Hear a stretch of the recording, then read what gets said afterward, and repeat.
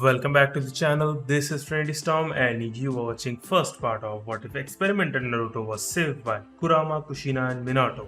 If you enjoyed this video, please like, share and subscribe to this channel. Now wasting no more time, let's start the story. The agony was subsiding. It was slowly fading, but it was certain enough.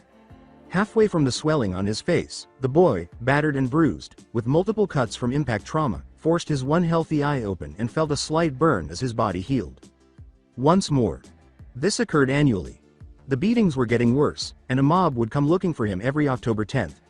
Particularly as he kept getting better. The jolt and bounce of a shinobi running as fast as he could started as he was gently lifted by a pair of arms belonging to an Anbu wearing a dog mask. He knew he was going to the hospital once more. When the Hokage learned, he would be there, but why was he unable to prevent it from happening in the first place? The blonde boy was unaware of who was abusing him, and those who were apprehended inexplicably left with all charges dropped within hours. Sometimes he wished it would all end because he was in so much pain. He would drag himself back up and fight for his life, however, when he heard a faint and a little shy giggle in the back of his mind. A soft voice that he could never quite place saying something he could never remember. Even now, as his own blood was clearly marking the ANBU's advancement, the boy would hazily remember the girl. That much he was certain of, and his assault on the bullies who had cornered her. Naturally, he had lost, but he had put up a fierce fight, attracting their attention and seducing them away from their initial target. On some days, he wished he could recall her identity, but even though he had given it his all, the five boys had severely beaten him. The girl's minder had arrived, believed the bullies' claim that Naruto had been harassing her, and struck the boy in the head despite the girl's protest. He had heard her apologize and thank him for saving her as she had knelt next to him that day before being pulled away. The hospital's physicians and nurses showed no concern for the boy. They carried out their duties as long as the Anbu was present, but as soon as he departed to report to the Hokage, they abandoned him to die alone in a room. Or live, for his inclination to live was distressing. Though they perplexed him, the boy had long since become accustomed to the hateful slurs they had screamed at him. His current activity was surviving rather than living. He had decided that he would become Hokage at some point, and he would succeed. If only for her. The young medic. Nin with the white hair examined the boy's chart. It was almost unnatural how quickly this Uzumaki brat was recovering. He might be able to use that to help his master's disciple get better. A lot of preparation would be required, but if it succeeded. When Naruto opened his sapphire blue eyes, he saw a ceiling that was partially black and partially splattered with something brown. He could see two men talking about notes on one side of a table that was arranged with silvery instruments. He was securely fastened to the table, and if he looked closely enough, he could see another table with a person strapped to it on the other side. He watched as the taller, thinner man with the odd yellow eyes picked up a piece of what appeared to be bone from the other person's chest. The other person must have been unconscious because there were no screams. The taller of the two upright figures standing over him spoke in a voice that sounded like it was meant to make people shiver. His smile was sadistic as he said, "Oh, good, you're awake. This experiment is probably going to hurt a little." Naruto screamed in agony as the shorter man swiftly cracked the sternum and used a scalpel to cut open the flesh of his chest. And when the crowd had come for him, he hadn't screamed. The two men then stitched the wound closed after the taller man inserted the bone fragment into Naruto's breastbone fracture. The snake-eyed man clarified, "This is going to hurt a little more over the next few days. Either you'll survive, in which case you might be useful, or you'll die, and we can dissect you to see what went wrong. It's a win-win situation, for me." The experiment started as the blonde boy, who was only 9 years old, slipped back into unconsciousness. Within minutes of the boy being reported missing, the Hokage ordered the Konoha shinobi to be mobilized and sent out to find Naruto. The likelihood of locating him was greatly diminished because that didn't occur until the Anbu wearing the dog mask visited the hospital at noon the following day. Even though they didn't say it as often, many ninja didn't want anything to do with the demon child, and didn't put much effort into the search. However, who could argue that a Hyuga or Uchiha forgot to use their dujutsu there, or that an Inuzuka overlooked a scent here until the trail was cold? Regarding the few who purposefully hid evidence, well, they couldn't exist because the root program had been discontinued, could they? So much time had slipped from the boy's memory, he became weaker, his senses shut down, and he was hurt more and more as bone fragments were placed one by one throughout his body. To put it briefly, he was dying. The snake-eyed man, whom his subordinates referred to as Orochimaru, Sama, observed. The experiment was not working. Kimimaro was no longer able to give bone fragments. Kimimaro would have been worthless long ago if it weren't for the blonde brat's marrow, which was injected straight into his bones. According to these reports, the brat recovered well during the first few weeks, but after that, his bones started to deteriorate. By now, the boy was a strain on their finances. Ironically, the researchers here condemned the boy to die in a remote corner, just like the Konoha medics did. Naruto was aware that he was dying. As his senses of taste and smell shut down, his hearing grew weaker, and his vision grew blurry. It was difficult to resist. Now bones could be broken by the mere act of moving too fast, and any motion faster than a slow, laborious crawl was too fast. The researchers had tried using that silvery chakra conductive metal to fortify his deteriorating bones because he was of little other use, but to little avail. As it turned out, the boy's illness was corroding the metal implants, dissolving them, and removing them from his body through his blood. He could only wait for death now. When he closed his eyes again, unsure if they would ever open again, he caught a glimpse of that girl's hazy silhouette and wished he knew at least who she was. 3 months had passed since Naruto vanished. Jiraiya, the white-haired old spymaster, was the only one left looking. Hitaki Kakashi, a former Anbu, was saddened to learn that he had even abandoned writing in favor of searching. However, the council ordered that only he be permitted to look. The edict had been issued for some reason, even though the vote had not been unanimous. For a week, the Toad Sage had been complaining that his village's information network was underdeveloped, or more accurately, non-existent, and had then devoted himself to both constructing it and looking into the disappearance. The legendary super pervert even disregarded his research in favor of these tasks, which was out of character for him, and was unhappy with the outcome. Or, more accurately, their absence. His efforts were being undermined by someone. The majority of the prospective students couldn't give a damn about this whole mess, and the academy's next class is in 3 months. Some of them were even relieved that the uncontrollable prankster was no longer around. However, one young girl timidly peered around, looking for him with her moon pale eyes and sobbing quietly at his lack of presence. She would open a bento box and spread enough lunch for one person to eat every day in the corner of her garden, recalling a boy who had come to her rescue. In a way, it was ironic that Naruto was saved because of the very neglect that put his life in danger, the deterioration of his bones. The Kyuubi no Yoko took note of its jailer's predicament deep inside the seal on his belly.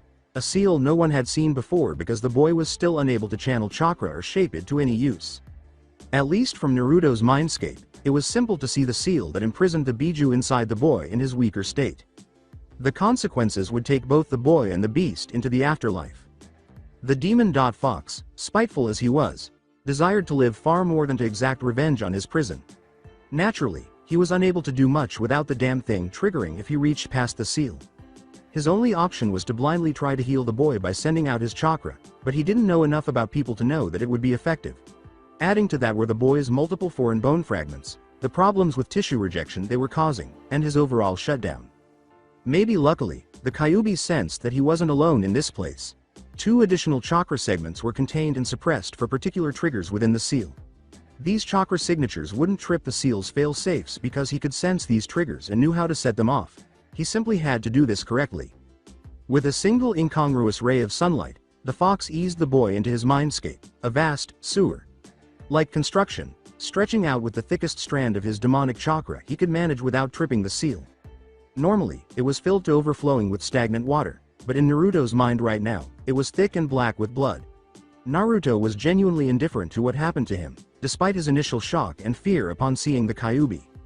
"Awaken, boy," the demon growled, its words surfacing in Naruto's tense head without reaching his ears. "Or don't you wish to know the identity of the girl?" The blonde boy leaned against the bars, struggling to stand. He was too injured to recoil as the Kyuubi's killing intent swept over him. "I'm dying. Looks like I go to Jigoku if I'm seeing the fox that the Yondaime Hokage killed. Destroy me." He let out a roar. "That man could hardly have sealed me, and your village had never seen a stronger leader than him." The demon fox shook his head, ignoring his anger. Right now, living was more important. "Boy, you will need to remove that seal if you wish to survive. What you need to survive will be released as a result." Even Naruto found the proposition to be fairly straightforward, but its very simplicity raised suspicions. "And if I don't?" The Kyuubi responded, making a wild guess out of thin air. "Then we both die and your village will probably fall in as little as 5 years." He went for the weak spot, his eyes narrowing. as well as that adorable little vixen you can't remember exactly. That worked. With the intention of tearing that seal to pieces, Naruto reached up, and discovered that a man who looked a lot like the Yondaime had grabbed his wrist. Without pausing to catch his breath or allow the man to finish speaking, the demon fox commanded the boy with a tendril of his power. Take it within yourself and claim it, boy, master it. Unthinking, Naruto tried that very thing while Yondaime glared at the fox in confusion. A red-haired woman appeared, but the effort smashed the boy's conscious mind further into oblivion. The fox's voice was the last thing he heard. We don't have time, he said, and I assume that means me too. We're going to die. I can fix it, but I'm not sure how and I can't get past the seal. You too can, and you might even know enough. If someone had bothered to look, they might have seen the boy writhing in agony and sweating as red chakra surged through him in an oddly controlled way, supercharging his immune system and laying hold of whatever needed to rebuild him. His senses, sight, sound, and smell, were restored, stronger and more acute than before. As Kimimeiro's Kekkei Genkei was assimilated in a special way, his bones were healed and strengthened, stronger than before, and they moved around. Claws, which were blades of bone stronger than tempered steel, grew inside his arms, and the muscles and nerves that surrounded them changed to make them easier to use.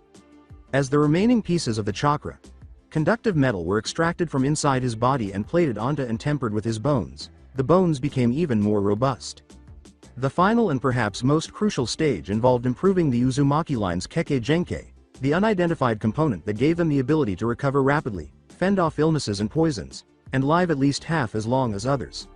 His wounds would heal unbelievably quickly as a result, and his immune system would grow significantly, making him nearly impervious to poisons and disease. The Yondaime's echo shifted to the demon fox as the chakra infusions that were all that remained of Uzumaki Kushina and Namikaze Minato diminished. He then suppressed the seal as he faded away, grinning at Kushina and making a second sacrifice for their son. You've only got 3 hours, use them well, and get him to somewhere or someone safe if you can. Orochimaru may have been lucky that he, Kimimaro, and his top Konoha spy were not there when this occurred. Every living creature in the base that wasn't a prisoner was used to paint the walls a horrifying shade of red over the course of 2 hours. The creature that had killed so many then ripped across the countryside at top speed, leaving behind a number of stunned and frightened former experiments and prisoners. Though the difference was insignificant in Orochimaru's strongholds. Senju Tsunade gave the dice in front of her a scowl. The hard sixes. She had rolled 6 times and asked the owner if her dice had been replaced with loaded ones. The highest hand in the game had not been scored by anyone else who had rolled them. She picked up all 6 of the dice and dropped them into the cup one at a time, rattling it violently before casting them. Once more, the same face appeared on all 6 dice. The crown-shaped circle of 6 dots. She requested a favor from the house while pushing her winnings and her case of IOUs across the table. At the slightest surprise to her apprentice Shizune, she asked, "Could you see that these debts get paid off, please?" She quickly started to leave town, with Shizune forcing herself to keep up, unaware of what was about to happen. If my luck is holding true to form, I may not live to. She gathered the rest of her belongings, including a purse that contained a modest sum, in comparison to the enormous pile of Ryo she'd left inside. The wild animal, who appeared to be a 9-year-old boy, sped through the forest and the storm as if the hell's own hounds were following him. He just pushed through where he could, and where he couldn't, he was not blocked for very long thanks to his new claws. The seal was starting to close, and the fox that was riding his mind and directing him by instinct had little desire to collapse for what would be years to him and wake up as a heap of untamed animal feces. As if by sheer willpower he could get the boy somewhere safe, he pushed his body harder, instinctively moving closer to Konohagakure no Sato. He had not anticipated bursting out of the shrubbery onto the road, so he paused for a crucial moment as he turned to see where he was. He heard a pig squeal in terror and 2 voices gasp together, keeping his attention on the travelers he had just startled, or terrorized, whichever word was more appropriate. He noticed a tall, blonde woman with enormous breasts. She somehow smelled older than she actually looked. And a shorter, black-haired woman with a more subdued figure clutching a terrified piglet. When the seal slammed shut, Naruto fell to the ground, his expression shifting from the savage snarl to one of perplexity. Too tired to notice them until it was too late, Tsunade gazed at the boy who had jumped from the bushes at the side of the road. As what was left of severe wounds healed before her very eyes, in seconds as opposed to weeks, she could see the scars disappearing. The remnants of his clothing, which had been hospital issue had been reduced to ornamental ribbons. He also had a familiar appearance, as if she had seen him before. She shook her head as she processed the final, most startling detail. The 3 blades that protruded from his hands, each measuring at least 8 inches in length and, based on her observations, razor sharp. Maybe a keke genkai. Additionally, it appeared that the blades were made of metal. That chakra. Sensitive alloy that some shinobi employed in their weapons. Nevertheless, he was unconscious and a boy. With a sigh, she lifted him and gave his arm muscles a cat-paw. Like rub in the hopes that the blades would retract. The Queen of Slugs and Elixirs looked to her apprentice after they had done so. As they moved away from the road, Tsunade slightly increased the chakra flow to her muscles. We'd better set up camp for the night, Shizune. We're not going to get far now. She would assume that the boy's entire skeleton was made of that bone. Metal amalgam based on his weight, and that his muscles were stronger to support the additional weight. The tiny Gaki weighed a lot. When Naruto opened his eyes, he instantly felt regret. The sunlight he stared up into was painfully bright until they adjusted, and they were very sensitive. He discovered that his muscles were extremely sore as he rolled to face away from the sky and rubbed at his eyes. The pain was lessening, almost gone, but there was still a lingering ache that took a while to go away. He looked toward the area where he could hear breathing. The 2 women, who appeared somewhat familiar, he couldn't really remember how he got here, were sitting by a small fire more than 10 feet away, talking about something in a scroll they were examining. They glanced at him as he raised himself, unaware that he was heavier than he remembered. He covered both with his hands to block out the sounds of their voices, which were unbelievably loud. There were some rather harsh smells about the other, and the old one who didn't look it smelled strongly of sake. It appeared that this would be a difficult task. Jiraiya was trailing behind. He followed his scant hints to one of Orochimaru's small strongholds, which lay somewhere out in this direction. Along the way, he stumbled upon a gambling den where he heard a fascinating bit of conversation. The speaker, a gruff-looking gambler with a case of IOUs and another full of cash, said, "So there she was, all night, casting the worst hands possible at any given time, and she's about to chuck it in as a bad lot when Kudama eggs her into putting everything she's got left on the hard 6s. She goes one better and calls hard 6s by 7, apparently figuring if she won she could clear her debts, but if she lost, it wasn't like she'd owe us any more. Please, bear in mind this is the legendary sucker." Jiraiya scowled as the other gamblers laughed. Was Tsunade also out this way? What a coincidence that was. He went back to listening to the gambler's tale. So, yeah, Kudama covers it, figuring it's a sure thing, and puts his stake all in. Then she casts them, 7 times. The hard 6s, the ring of crowns, whatever you want to call it. She frowns a bit, and casts twice more. Same thing, and Kudama's about to call her for cheating when she passes me the dice and asks if someone switched them out. Beats him to it. So of course I send them round the table once, and they're just regular dice. Even Kudama gets them, and double checks them, so she gets the dice back and throws again and again and again. Now she's really staring at the dice, glaring at them almost, and she throws her last hand.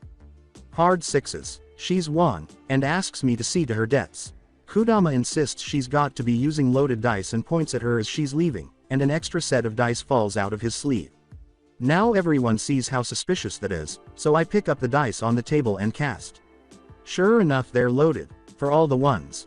Seems Kudama switched them when he was looking them over. So we had Oniyama take him out back to discuss things with him. The Toad Sage walked away calmly as the gamblers laughed uncontrollably. According to appearances, at least. Nobody was more aware of Tsunade's luck than he was. Her life would have been in jeopardy if she had scored such a huge victory. He started running and followed her rumored route out of the village. The claws that protruded from Naruto's hand caught his attention. After describing how they discovered him, in other words, he had located them and they had informed him of their observations. They'd had to help coax the 3 blades from his arm, but he'd always healed fast, if not this fast, and he'd quickly learned how to focus his senses, if nothing else from self-defense. It had a specific muscular twist, and he must have wanted them to retract them because they had a similar twist. They only had to test it for a moment to know that, indeed, the silvery metal that now laced his bones had fused them together. The idea of a shinobi possessing unremovable weapons was intriguing, but in the majority of these situations, rejection problems obscured what was feasible. The older woman, Tsunade, spoke as the 3 dismantled their camp. "I can't believe we forgot to ask, Gaki," she said in a roundabout way. "What's your name?" After saying, Naruto, He gave Shizune the folded bedding to put in a storage seal. Uzumaki Naruto. He sighed as the Sannin lady stiffened, confirming his young guess that these two pleasant women would no longer want to travel with him. If you could just point the way to Konoha, I'll get out of your hair. Sorry to bother you. As Tsunade grabbed his shoulders and started looking into his face, he lost what he was saying. Yes, her features were present, mingled with the father's, a bit harder at the edges, and there was only one person who could be using that blonde mop. She relaxed her hold as she knelt down and spoke to him at eye level, observing the fear rising in his face. I'm sorry, I didn't mean to scare you, it's just. I knew your mother. When I heard she was killed, I was told her child, her son, didn't survive. That he'd been killed by the Kyuubi. A hazy picture appeared in Naruto's head, the trio of people he had seen the night before, collaborating. The redhead focuses the chakra, the Yondaime guides it, and the Kyuubi supplies it. Into him. Although he had no idea who they were, based on what the Hokage had told him. Most likely, they were his parents. With a few exceptions, like these two kind women, he couldn't think of anyone else who would have taken the time to save him. Just as he opened his mouth to speak, a sudden burst of smoke erupted in front of them, and an elderly man with white hair dressed in red and green appeared on the back of a large toad. He started to loudly proclaim himself, which hurt the boy's ears. After spotting the boy, Jiraiya chose a clever prank to get him back into the swing of things while the two women were preoccupied. He started his speech as soon as he appeared in the hopes of impressing Naruto and slightly offending Tsunade. He yelled, "Come!" while posing on the back of Gamatoro, one of Mount Myoboku's battle toads. I am the mighty toad. Sage. A meat snicked from Naruto's claws and a flick of his arms outward interrupted his planned speech. As he watched the intruder, the boy instinctively crossed the blades across his chest to protect his vitals. He was concerned, but he would assist these kind women if they were in danger. As Tsunade gritted out the newcomer's name, in fragments, it didn't seem necessary. G.Rai. Ya, she uttered, sounding almost sweet if you could ignore the teeth that were grinding behind it. She struck him as he looked toward her, sending him flying across the clearing until he struck a tree on the other side. In the aftermath, she hissed, "We just got him calmed down, you old fool." As Naruto put his claws away, mentally not wanting to annoy her unless absolutely necessary. It took some time to explain things to Jiraiya, particularly since they had not yet heard Naruto's side of the tale. After hearing all of their accounts, Jiraiya, horrified by what had happened to him, made a decision rather quickly. But there was something much more fundamental that Naruto had failed to comprehend. If you were told I was dead, and he knew I was alive, why didn't you two ever compare notes? Why didn't one of you, since you both knew my parents, make sure I was okay? He responded, Lady Tsunade, feeling that respect for someone that strong was a good thing. Jiraiya tried to remember all the times the topic of Naruto's health had been brought up. He remembered conversing with the Sandaime Hokage, his former sensei, but there was more. There was always someone else. A man whose face and arm were heavily bandaged. Danzo Shimura. He had no idea why, but it seemed highly suspicious. He clarified, Naruto, I was always told you were doing fine. I trusted the man who told me that, and perhaps I shouldn't have, but that was my mistake. I don't know how I'm going to make it up to you, though. He took a moment to reflect. The Toad Sage was sarcastically ignoring his former teammates' glares at this point. I have a plan. I'm the only one left looking for you, Naruto, so I can pretend to keep searching, throwing people off the scent. It was mostly luck I found you this time anyway. If Lady Tsunade is willing, would you like to get some early training for the academy from her and Shizune? He said. Tsunade turned to the boy and sighed. In all honesty, he was safer with her here than he was in Konoha right now. Perhaps they would discover what had happened to him and why his abilities had been improved thus far. I'm happy to teach you if you want, Naruto, she said, choosing to let Shizune handle the first portion of his training. But I'm not sure how much you can learn before the academy starts. Jiraiya nodded and continued. I'll report to the old man that you're taking him under your wing after finding him, to help him recover from the after effects of Orochimaru's experiments. I guess we can just thank our lucky stars that our former teammate didn't realize what he had in Naruto. Once he's up to par, you'll send word, and I'll come and bring him home. Does that sound good? As he pondered, Naruto placed his chin in his hand while the adults all nodded. I guess. I'm going to miss Ichiraku ramen, though. Sarutobi Hiruzen, the professor and the god of shinobi, the Sandaime Hokage, sat looking at Jiraiya's mission report before using a swift, focused fire jutsu to destroy it. If Danzo was involved in this, he would never know about it. He turned to face his old pupil and posed the question he had been afraid to ask. Your opinion? Leaning against the wall was Jiraiya. Physically, the kid's fine. A little traumatized by the experiment's old snake. Lips performed, but Tsunade can handle that. The effects that resulted? No idea. I found the stronghold afterwards, and I'm fairly sure that the kid doesn't even realize what happened to the guards and researchers there. It's possible his traveling companion dealt with them for him, but then why would it release him?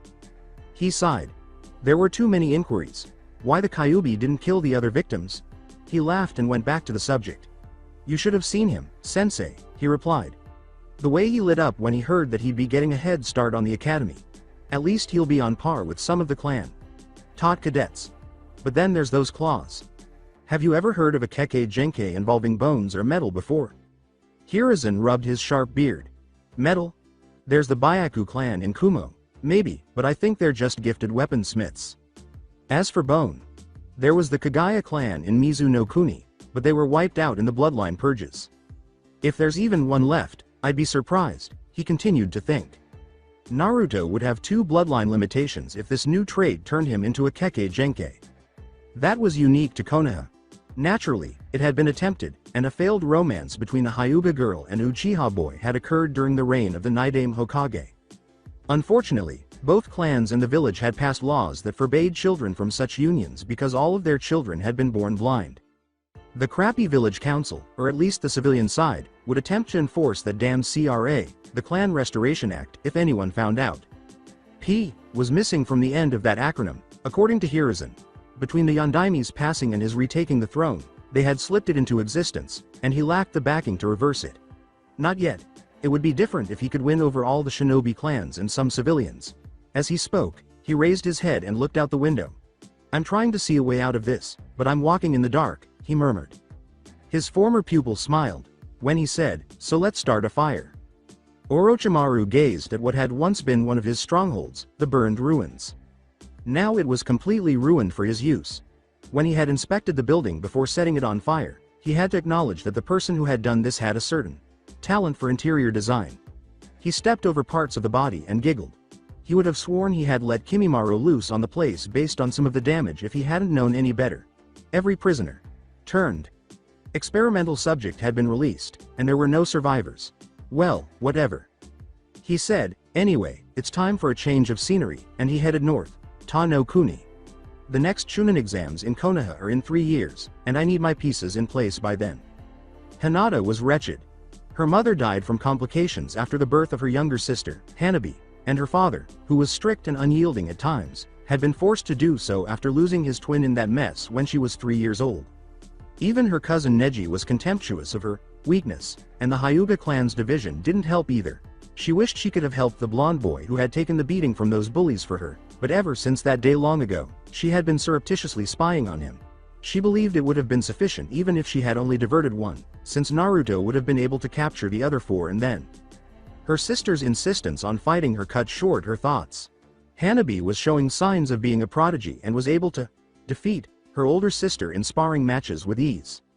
Primarily because she rejected Hinata's tender touches, which would have been devastating blows with chakra behind them. The younger girl's conceit appeared to be supported by the elders. It seemed as though they intended for the Heishi children to injure one another. Neji had also been engrossed in a fatalistic performance, constantly talking about destiny, this and fate, that. It was gloomy. Hinata knew exactly where she would end up if she used the full force of the gentle fist. The elders would accuse her of attempting to cripple her sister, raising questions about her suitability as the heiress. She went to lose again, sighing. Kakashi stood by the memorial stone, gazing at several familiar names that had all died and disappeared. He died with his wife, Uzumaki Kushina, holding down the demon fox so that his sensei, Namikaze Minato, could seal the Kyuubi. His best friend and the source of his Sharingan eye, Uchiha Obito, lost his life defending his group during a botched mission.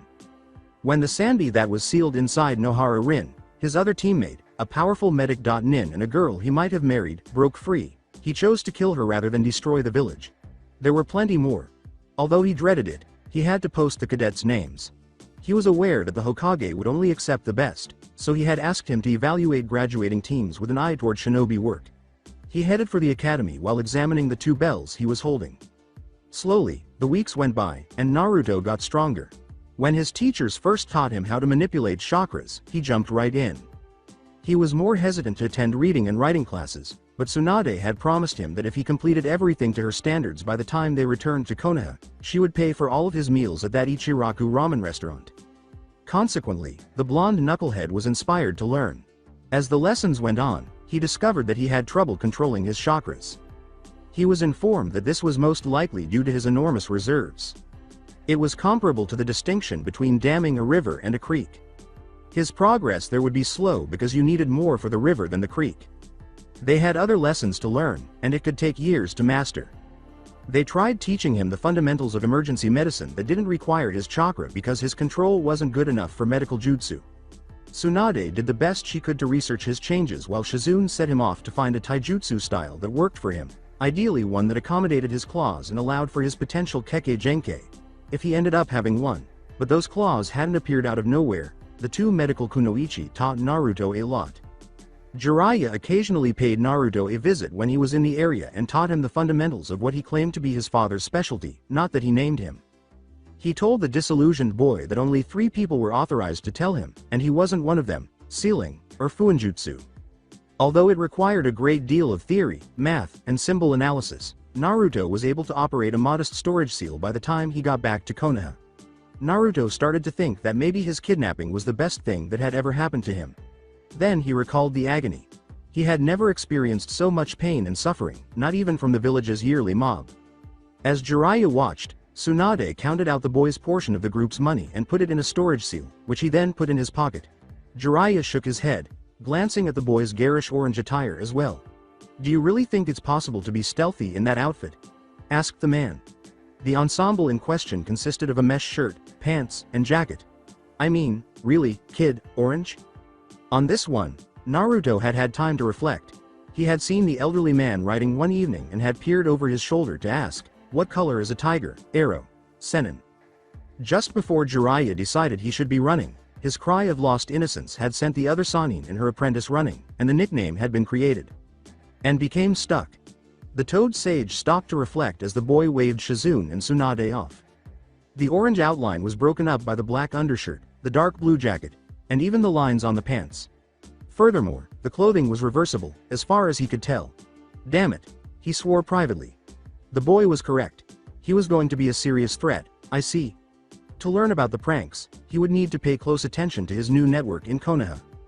The gate guards and Hinata's daytime minder, a branch family Hyuga named Ko, could see her sitting on a bench just inside Konoha's gates. The man seemed determined to keep her from enjoying anything, which made her unhappy. Knowing the boys had been lying, he had smiled as he struck a certain boy in the head for having the audacity to protect her from bullies. She was currently counting the birds in the trees outside the gates and practicing with her Byakugan, gradually increasing the amount of time she could keep it active. Therefore, she was the first to notice the approaching duo, a boy with spiky blonde hair and an elderly man with spiky white hair. While walking, they were bouncing a ball back and forth between them and playing a word game of some sort. She could see the old man's features as her vision grew closer, but she was unable to identify him. In contrast, the boy. Naruto was back. The heiress from Hyuga turned red and passed out, and he had not yet reached the village. The fact that Hinata was only 9 years old meant little. She was the clan heiress and should be more capable. Hyuga Ko was observing his charge as she practiced the child. Friendly bird. Counting exercise. He triggered his own Byakugan when he saw her blush and faint. Lady Hinata would only react that way in one particular circumstance. In the presence of that demon. Foxboy. There, that old man outside the gate. He spoke to the gate guards after noticing that his charge was unconscious and that they were 2 men he knew had no affection for the Kyuubi. "Brat. That demon's coming back, he's out there now. I'm going to stop him. Want to help?" After 2 brief nods, the spontaneous assassination team formed, left the village and disappeared. Kurai, the younger of the 2 guards, was in charge of diverting the old man's attention. Hattori, who was older, was the backup and watchdog in case something went wrong. The plan worked perfectly as they closed in. The old man let his guard down this close to Konoha, not anticipating a threat from within the village, and followed Kurai as he stepped outside and threw a smoke bomb, which he ought to have. Was his old age getting to him? With a kunai in each hand, Hyuga Ko launched his attack at that moment. The boy might have been able to hold back one arm, but not two, due to his lack of strength and leverage. Battle plans are said to rarely survive contact with the enemy, and Ko's hurriedly put together attack was missing three crucial pieces of information. First of all, the elderly man was the Toad Sage, with decades more experience than his enemies and faster reactions than most. Second, even though Naruto didn't use his claws to cut his enemies, his new transformations had given him a veritable arsenal for blunt trauma. Third, the phrase, extreme blunt force trauma, was a gross understatement for Tsunade, Naruto's trainer. Just as Shizune had drilled him, Naruto moved forward as the kunai descended quickly. He then raised both forearms in a chopping motion, delivering a simultaneous directed blow at his attacker's elbows, which were easier to reach than his wrists, causing them to descend more quickly. Ko's arms were bent at the elbows, and the young Jinchuriki's arms and fists bone metal absorbed the blow with ease. Going in the wrong way. With a gruesome pop, unfortunately, Naruto didn't stop there. He and Shizune had started to work out his taijutsu style. 3 parts brawling and street fights, 1 part tiger, and 1 part monkey. Naruto's hands pushed the adult Hyuga's arms out wide, which was unpleasant for Ko to say the least, and pushed his head forward to land squarely on the man's hide with a sound akin to a bell. The man's white eyes rolled back in his head as he fell into unconsciousness. Ko had fallen to his knees in agony, trying in vain to clutch his arms close. Even as the blonde boy pulled his opponent into the village, Jiraiya had gathered up the abandoned guards and strode in with one on each shoulder. He would have thrown the man, but fortunately he had not yet mastered Lady Tsunade's strength augmentation. Naruto harbored a hazy mental image of him and a distaste that verged on hatred.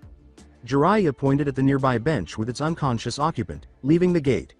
Guards securely bound in the incapacitated Ko, who subsequently required minor surgery to remove his hide from his forehead. Naruto, you wait there while I go report this, he said. Naruto gave a nod. The two of them had quickly worked out the distinction between serious Jiraiya and ordinary Ero. Sannin. Keep an eye on the girl and the gate. If an invasion occurs, ask yourself what I would do. The boy, who was 9 years old, smiled. Pick up the girl and run.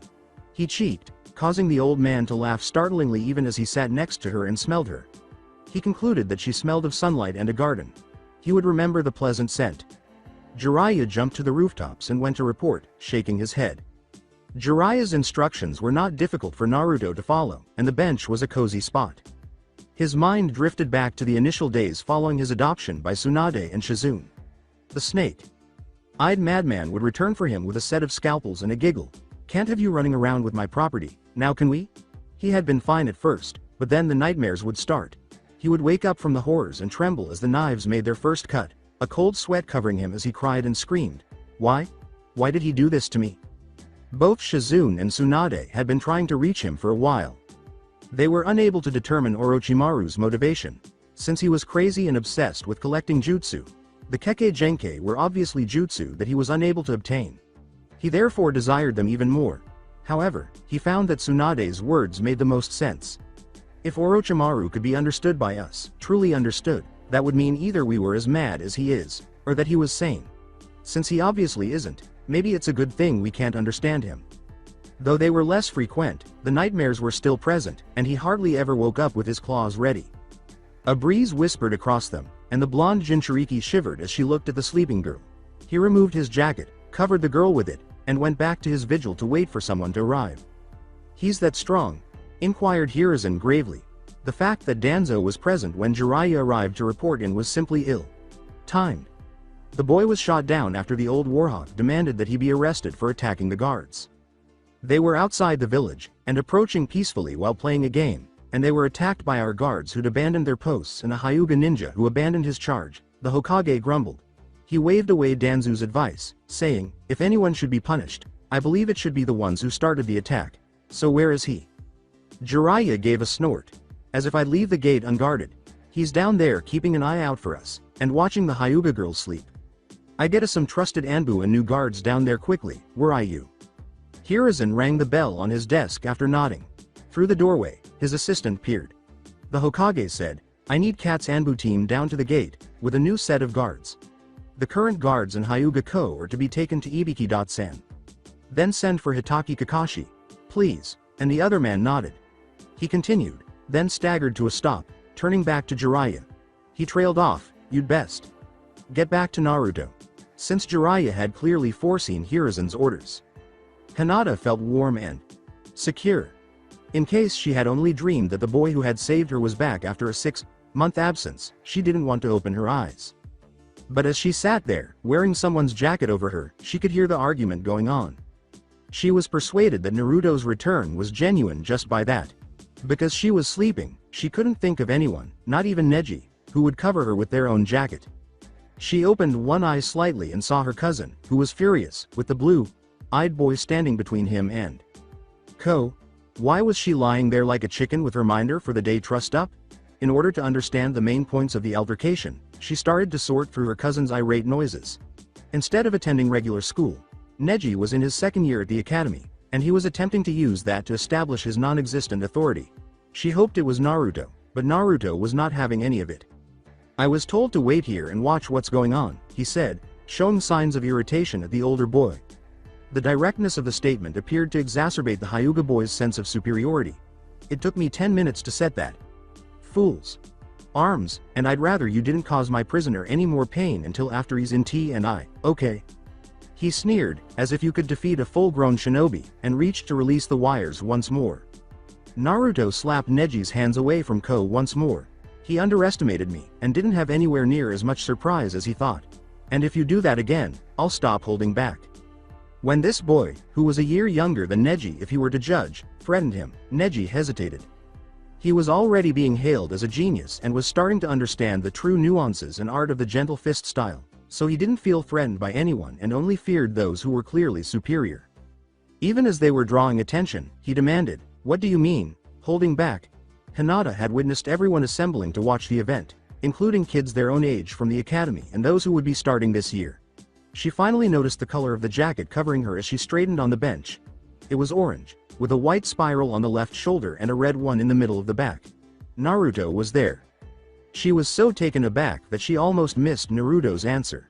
It was straightforward but unquestionably successful. With a strange ringing sound, he turned and pounded his fist against a heavy wooden post, leaving an imprint on the hard wood. She followed Naruto's motion while the others gazed at the post and the shape of his hand.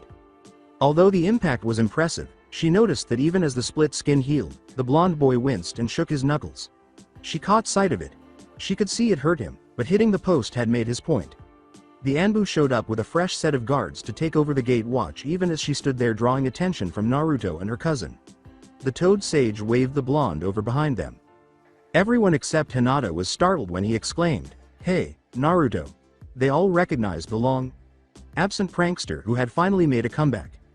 Naruto absently rubbed the back of his neck as they stood there, staring at him, realizing exactly who he was. It was that demeanor that sealed the deal. After his ordeal, he had a slightly different appearance, and it took an ancient gesture to prove his identity to the other ninja cadets. Even so, Hinata had recognized him right away. A sheepish, "Hi, guys," he said. Even though Hinata was flushed red, he hurried off with the white-haired old man, saying, "Hey, keep the jacket, Haim. I can get another one, and you look like you need it more." They did notice, however, that she wore the jacket. Shikamaru, the young Nara heir, essentially encapsulated everyone's thoughts. This won't be boring, but man, this is going to be troublesome. In terms of educational quality, the Shinobi Academy of Konohagakure no Sato was regarded as second only to Kumogakure no Sato. However, based on rumors and information Jiraiya had obtained from his new network, it was deteriorating as a result of the council's civilian members meddling with the curriculum. The older man was finally alone, and he pointed out the inconsistencies as he glared at the information he'd laid out on the Hokage's desk. Shinobi history in Konoha is being edited, and quite openly, too. Did you know that none of our young cadets knew about Uzushio, let alone why the entire shinobi force above Chunin wears its symbols? He spoke with a firm voice. A resentful Hyuga Heishi had seen his daughter wearing the jacket Naruto had given her 3 years prior. The jacket was too big for her at the time, but she had refused to part with it. There were now 2 orange-clad ninja candidates in Konoha. Surprisingly, they outperformed everyone else in the stealth training courses. With a tone that was rife with sarcasm, Jiraiya said, "If that's not bad enough, graduating genin candidates are only tested on 3 ninjutsu, and by coincidence, those are the 3 that take the least chakra to use, even though they do require a certain amount of control." Hiruzen listened to his spymaster and shook his head. He knew it got worse. This meeting was more of a strategy session because he had read Jiraiya's report and was familiar with the pertinent details. With his enormous reserves and appalling control, Naruto was doomed to fail as it was. The likelihood of other students pointing to a conspiracy was higher than it had ever been in the previous 10 years. The written exams were awful, but that sabotage strategy was dropped after Naruto demonstrated that he could identify a genjutsu seal on the test papers he was given. Jiraiya was positive that the young Jinchuriki would have already created shinobi if it weren't for his weakness in fine control. If that was what he wanted. Sitting on a log next to a public park, Naruto observed the kids playing while their parents and minders kept a close eye on them. He knew they would try to chase him away because he was not a fool. The last time he tried, he had come very close to success, but it had not gone well. He simply lacked the fine control required to employ the Bunshin no Jutsu, despite his best efforts. Even though he had kept his claws hidden and hadn't shown his true edge, his taijutsu was on par with the others. To the surprise of many, he had mastered the tonfa, which he wielded in each hand. They appeared to work well with his taijutsu, though he would never give an explanation for his choice. Actually, he hadn't, but Shizune had mentioned that they might make good practice for when he did use his claws during one of her visits to Konoha. Tsunade still wouldn't go into the village, not even to see Naruto. The young medic. Nin also learned that Naruto actually possessed two Kekkei Genkei during one of these excursions. The first was his own, descended from the Uzumaki family, and the second was probably the product of Orochimaru's experiments. She sensed that he could use his chakra to manipulate his own bones, though it was difficult to explain. After all, they were practically unbreakable, and being able to control them might be useful. They were able to easily channel chakra, but so far, no luck. The big sister figure Shizune was keen to see what he could do in that area, so he had been instructed to ask whoever his genin squad's Jonin sensei was to explain elemental natures and chakra. When he arrived at the academy, he had been a little taken aback by a few of his responses to others. When they arrived, he wasn't shocked that Sasuke had expressed a strong desire to fight him, and the two had ended up facing off in the sparring ring while Mizuki sensei watched. The Uchiha boy had received extensive tutoring up until that terrible night when Itachi destroyed their clan, shortly after Sasuke entered the academy, and the basic academy style was so similar to the Uchiha style that it was occasionally difficult to tell the difference. In fact, shortly after the boy's first game, Naruto had moaned to himself when Mizuki sensei had limited them to academy style only. Although the academy style's straight line motions made it a good first style to learn, Sasuke had years of experience using Naruto's style, which was completely inappropriate for his body type. He needed a fast, sweeping style. Thus, Naruto waited and gave the other boy a gap in his defense, which Sasuke had taken advantage of right away. The forehead is fairly hard, even though the kids don't have any protectors. Naruto dropped his head slightly and took the blow on the hardest part of the skull for anyone when the Uchiha boy's fist smashed through his defense. Naruto had it even more difficult because of his bone metal. Despite Naruto's inexperience, the academy style kick that rendered the boy unconscious was textbook flawless, and the sickening crunch of Sasuke's handbraking was audible. The blonde's opponent could have easily blocked the knee to his gut if it weren't for his broken hand, but he went down anyway. Naruto made matters worse for the Uchiha heir by crouching next to the other boy and assisting him in setting the bones in his hand as the medic. Nin hurried over. Naruto remembered that day with a smile. He turned to see Sasuke, who was named Rookie of the Year, leaning against the wall in the academy yard. He persisted in asking Naruto to fight, which the blue-eyed boy either agreed to or blew off when he felt it was necessary. Putting the worthless trash in his place and becoming stronger were the Uchiha's obsessions. Thank you very much. Naruto enjoyed his current location and had no intention of leaving. He turned to look at the other boys, who were all huddled together. He would occasionally even accompany them, but Naruto didn't want to cause any trouble because their parents, along with everyone else's, were there today. He looked over at the girls, where Sakura and Ino were fighting once more. Naruto had been drifting towards the pink-haired girl before he was kidnapped. He shuddered here. A nightmare had hit him hard the night before, and he'd woken up, claws out, screaming, "Not her. Never her."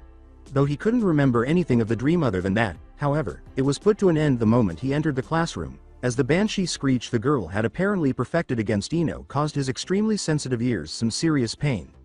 Instead of sitting close to the source of the pain, he chose to sit next to the girl to whom he had given his jacket. In fact, she was wearing it at the time. He corrected a previous thought, and his eyes grew sharper. Not all of them had their parents with them. The orange jacket Hinata had grown to love. It was a little tight in some places now, but she wouldn't give it up, was conspicuously missing, which suggested that her father wasn't present or that she would be over there with the other girls. He caught her scent by sniffing the air. He wished his ears wouldn't twitch, but it was a dead giveaway that he was paying attention to his hearing, and he was able to locate her. About 10 feet to his left and behind him, behind that tree. He pondered the reason behind her actions and dimly remembered the discussion he had with Tsunade during his previous visit. He didn't fully understand the idea that girls notice boys before the boys notice them. Nevertheless, he had learned a lot and made some friends during the academy years. He dreaded the fact that tomorrow was the last day before the genin exams. For her part, Hinata was a bright youngster. Even though she was positive that Naruto didn't fully comprehend what he'd done by giving her those symbols, she had been able to prevent fainting in his presence when he'd sat next to her that first day of class by remembering that she was already wearing his jacket. It was commonly believed in Konoha that the symbols only indicated that one was a chunin or higher shinobi, but as a member of the Hyuga, she was aware of their history and the rules governing clan symbols in general, and those particular ones in particular. Only members of those clans were allowed to wear the symbols, which were allowed to be worn by the chunin and jonin as a sign of honor and respect. Similar to how the Uchiha fan came to represent the village's police force, the spirals represented a partnership that dates back to Konoha's inception. Her family had been re-evaluating their position on her ever since she began wearing the jacket, so the fact that he had given it to her, if he had known the full implications, would have been a huge cause for celebration, at least for her. However, she had made a painful decision. She would have to explain the symbols before they were divided into genin teams. When he realized that giving her clan symbols like that could be interpreted as a proposal, he returned the jacket. The following afternoon, Naruto sat on the swing and listened to the victory and retaliation expressed in the hateful voices of the majority of the parents, who were almost reveling in the demon's failure. He also noticed Hyuga Hiyoshi's sly smile as he walked up to Hinata and spoke quietly. For some reason, the blonde was more enraged by the girl's apparent tears than he was by any number of direct and indirect taunts. He set that aside for later consideration. The last person he had ever suspected was the one whose shadow fell across him while he sat there. Mizuki. Sensei. Some were suspicious when they learned that there was a different test to graduate, but Naruto was anxious to pass. His words, "I'll do it, Sensei," became a firm commitment. "There's nothing that'll stop me, believe it." Naruto slipped up to the Hokage tower in spite of second, third, and fourth thoughts. Despite the solid doors and strong locks, he was not deterred in the slightest. The door appeared to be locked, but he quickly worked one of his claws through the keyhole and completely destroyed the lock's ability to keep someone out. Naruto was deep in thought as he slipped through the corridors. Why was the forbidden scroll in Hokage Tower there if this was a test? For such a test, there must have been better things to steal. Furthermore, even though he wasn't the dead last, by any means, that distinction had gone to Inuzuka Kiba, who appeared to believe he could coast by on the help of his partner Akamaru and the Inuzuka's innate abilities. Naruto wasn't the quickest to pick up new jutsu, so it was clear that the test setting was intended to keep him stationary. Outside the walls, in the forest. Yes, exactly. The blue-eyed Jinchuriki's suspicion that something was wrong grew stronger the more he considered it. Iruka. Sensei, who had a strict, no-nonsense demeanor but seemed to genuinely like Naruto. Despite the ramen bill the boy had run up the one time he'd made the mistake of saying, "All you can eat," most people only said that to Naruto once, and his early teachers, Shizune, Tsunade, and Jiraiya, had never brought up this test. Why, then? Naruto decided as he disengaged the security seals around the scroll. He would read and learn as much as he could until the Hokage arrived and gave him an explanation. Then perhaps he would find something to do. The Chunin sensei, who was wearing a bandana, ran up to the Hokage, who was having tea with his son Asuma outside the tower. He believed it to be Toji Mizuki, but the village chief was paralyzed by the man's words. He exclaimed, "Hokage Sama, it's Naruto," and Mizuki did a good job as an actor. The spy for Orochimaru had gotten in touch with him in order to obtain the scroll, and he thought the demon brat would be a nice addition. That, then, was his inspiration. He's stolen the forbidden scroll of seals. The ensuing chaos was enormous, and Hiruzen was already on the move, making his way to his office as he issued orders. He entered his office and shut the door after giving the last directive, which he had felt was repetitive, that Naruto was to be captured alive and unharmed. Hiruzen was shocked to learn that Naruto had taken a few more years off his life expectancy. "It took you long enough to get here, Gigi." "Sama," Naruto said. I got bored, so I figured I'd do a little reading while I waited. The Sandaime Hokage turned to see Naruto seated behind his desk in his chair, the Forbidden Scroll of Seals, the village's Kinjutsu library, spread open in front of him. When Hiruzen's eyes widened, he saw something else that he had only been able to see because of his extensive experience. His question was more of a confirmation of what he already knew. You're not the real Naruto, are you? Nah, the Naruto impersonator at the desk concurred. My original felt he could learn a technique better here in your office than shivering in a shack out in the forest, but he didn't have time to learn more than one jutsu before Mizuki Sensei was supposed to meet with him. So he put the scroll on his back, used the Kage Bunshin no Jutsu, swapped the scrolls and left for the meeting, with me guarding the real scroll. Not that anyone bothered checking on it, and I got bored waiting, so I started reading. Although I had to look up about chakra nature and affinities, and I still don't understand it properly. Oh, and I was supposed to bring you up to date on why this is happening from my originals, end of the matter. When Iruka arrived at the shack, Naruto was sitting there, observing the forest with the scroll on his back.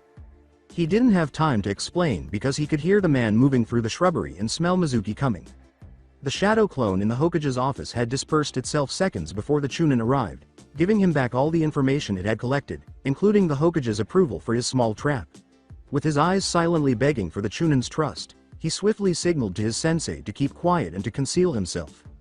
The blonde boy was liked by Amino Iruka, who believed he had a great deal of potential as a shinobi, Kage level potential, actually. Iruka thought the boy could actually achieve that level, and he wanted to help, even though all of his fellow teachers laughed at the idea. He had immediately begun pursuing the boy after hearing about the theft in an attempt to dissuade him from continuing down this path, and now he had located him. Only to discover that something was unquestionably incorrect. As his fellow teacher arrived, he hid himself in a nearby tree, trusting the boy, and recalled that Mizuki was supposed to have been the one to catch the thief. However, how? If Mizuki wasn't sent for the Hokage's office, he wasn't supposed to be able to enter it. Iruka listened intently to what was happening below. Mizuki exclaimed, "There you are, Naruto," as he emerged from the tree shadows. "How did you go? Learn any of them?" Mizuki Sensei, the 12-year-old said, "You arrived too quickly. I haven't even opened this scroll since I got here. Do you think you can give me a few tips?" The betrayer grinned. In addition to having trouble obtaining the scroll in the first place, it appears that the brat had failed to decipher any of the jutsu and had not set off any traps on the scroll itself. It's unfortunate, but his benefactor must be able to overcome them. "I'm sorry, Naruto, but that was your last chance," he grumbled.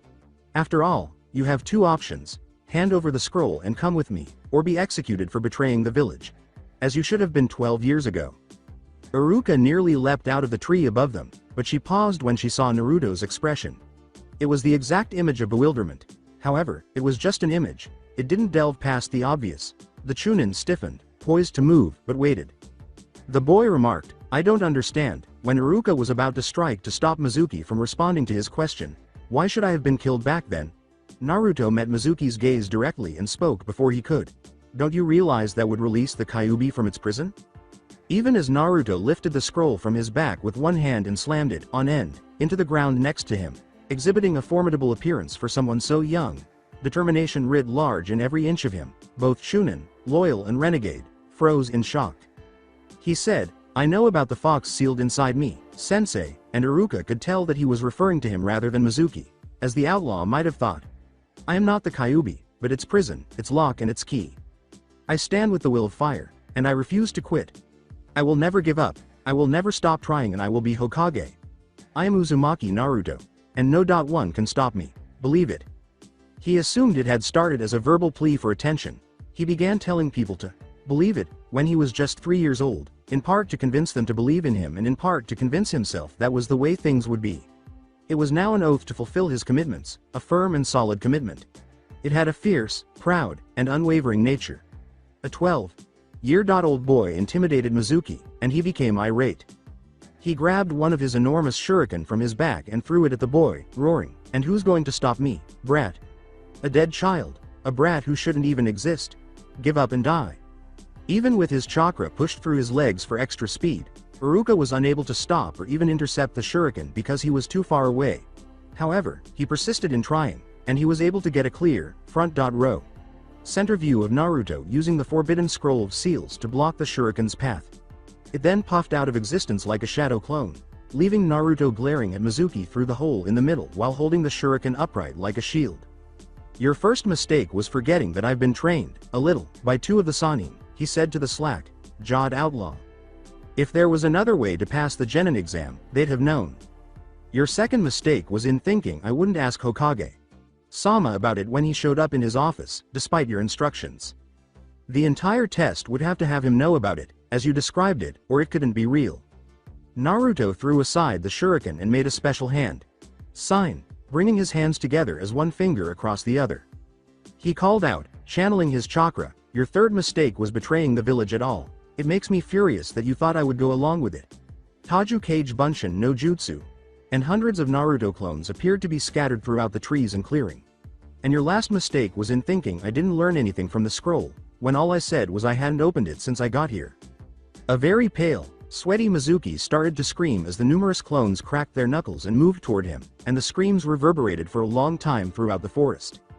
Although Mizuki would survive Ibiki Sama's interrogation, even if his legs never fully healed. Oops. He would be terrified of anything orange for the rest of his life. He was a much more subdued, as well as bruised and beaten, Mizuki who was only too happy to leave peacefully with the Anbu who came to arrest him. Upon Hiruzen's arrival to discuss the night's events with Naruto and Iruka, the blue-eyed Jinchuriki rubbed at his neck while the babbling traitor was removed. He said, I think I went a little overboard, while the Anbu offered their thoughts on Mizuki's wounds. One of them, wearing a monkey mask, asked, what did you beat him with, kid? Naruto pointed at his forehead after raising his hands in response. Damn.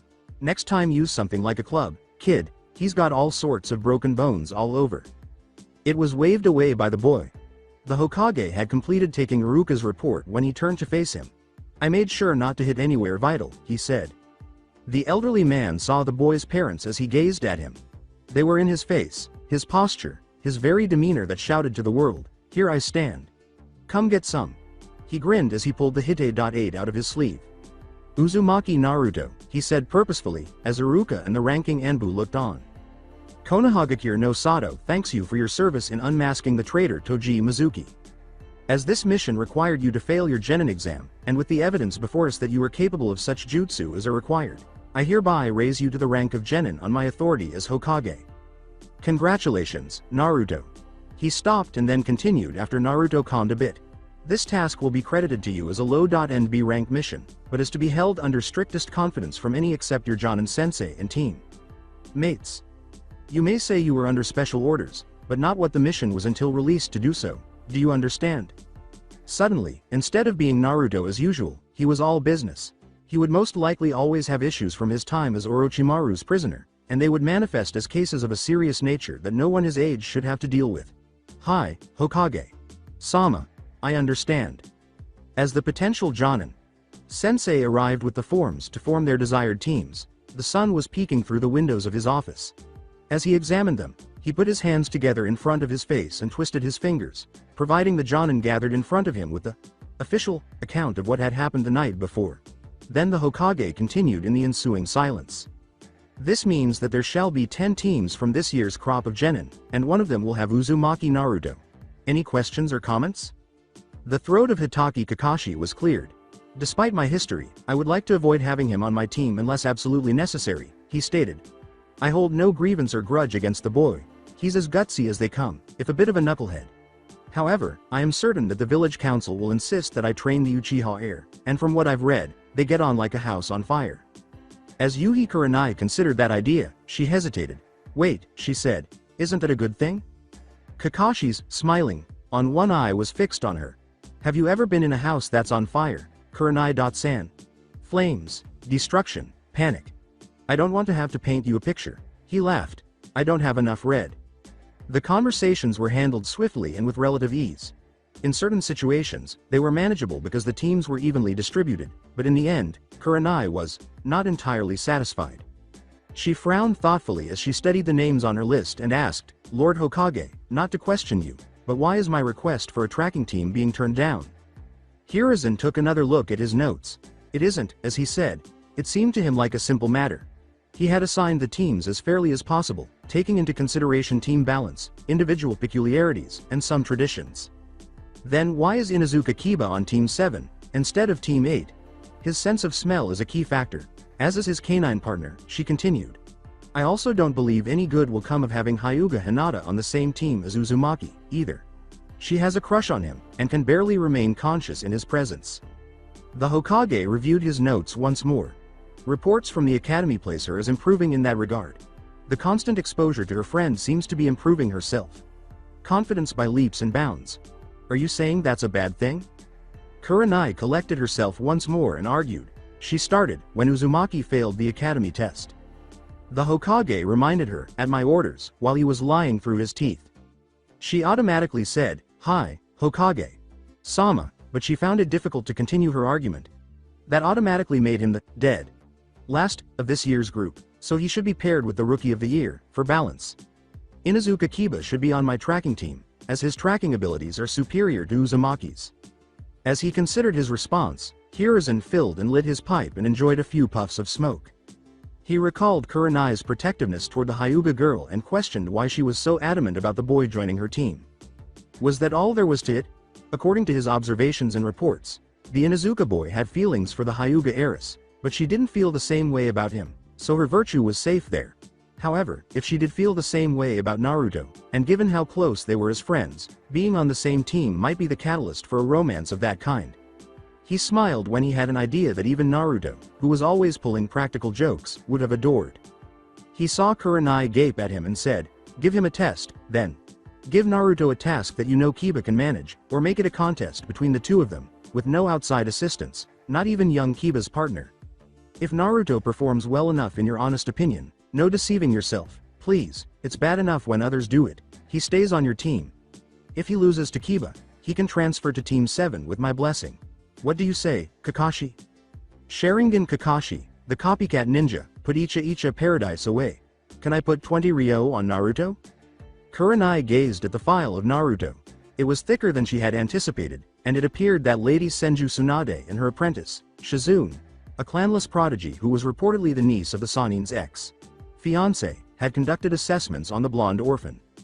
A few remarks and suggestions had also been added to the file by Master Jiraiya. Despite her reluctance, the seasoned Kunoichi was cautiously going through the file before she and Kakashi went to meet their genin teams because she knew it was unfair to assign a task. Naruto's academic results, which were better than some might have assumed, were described on the first page.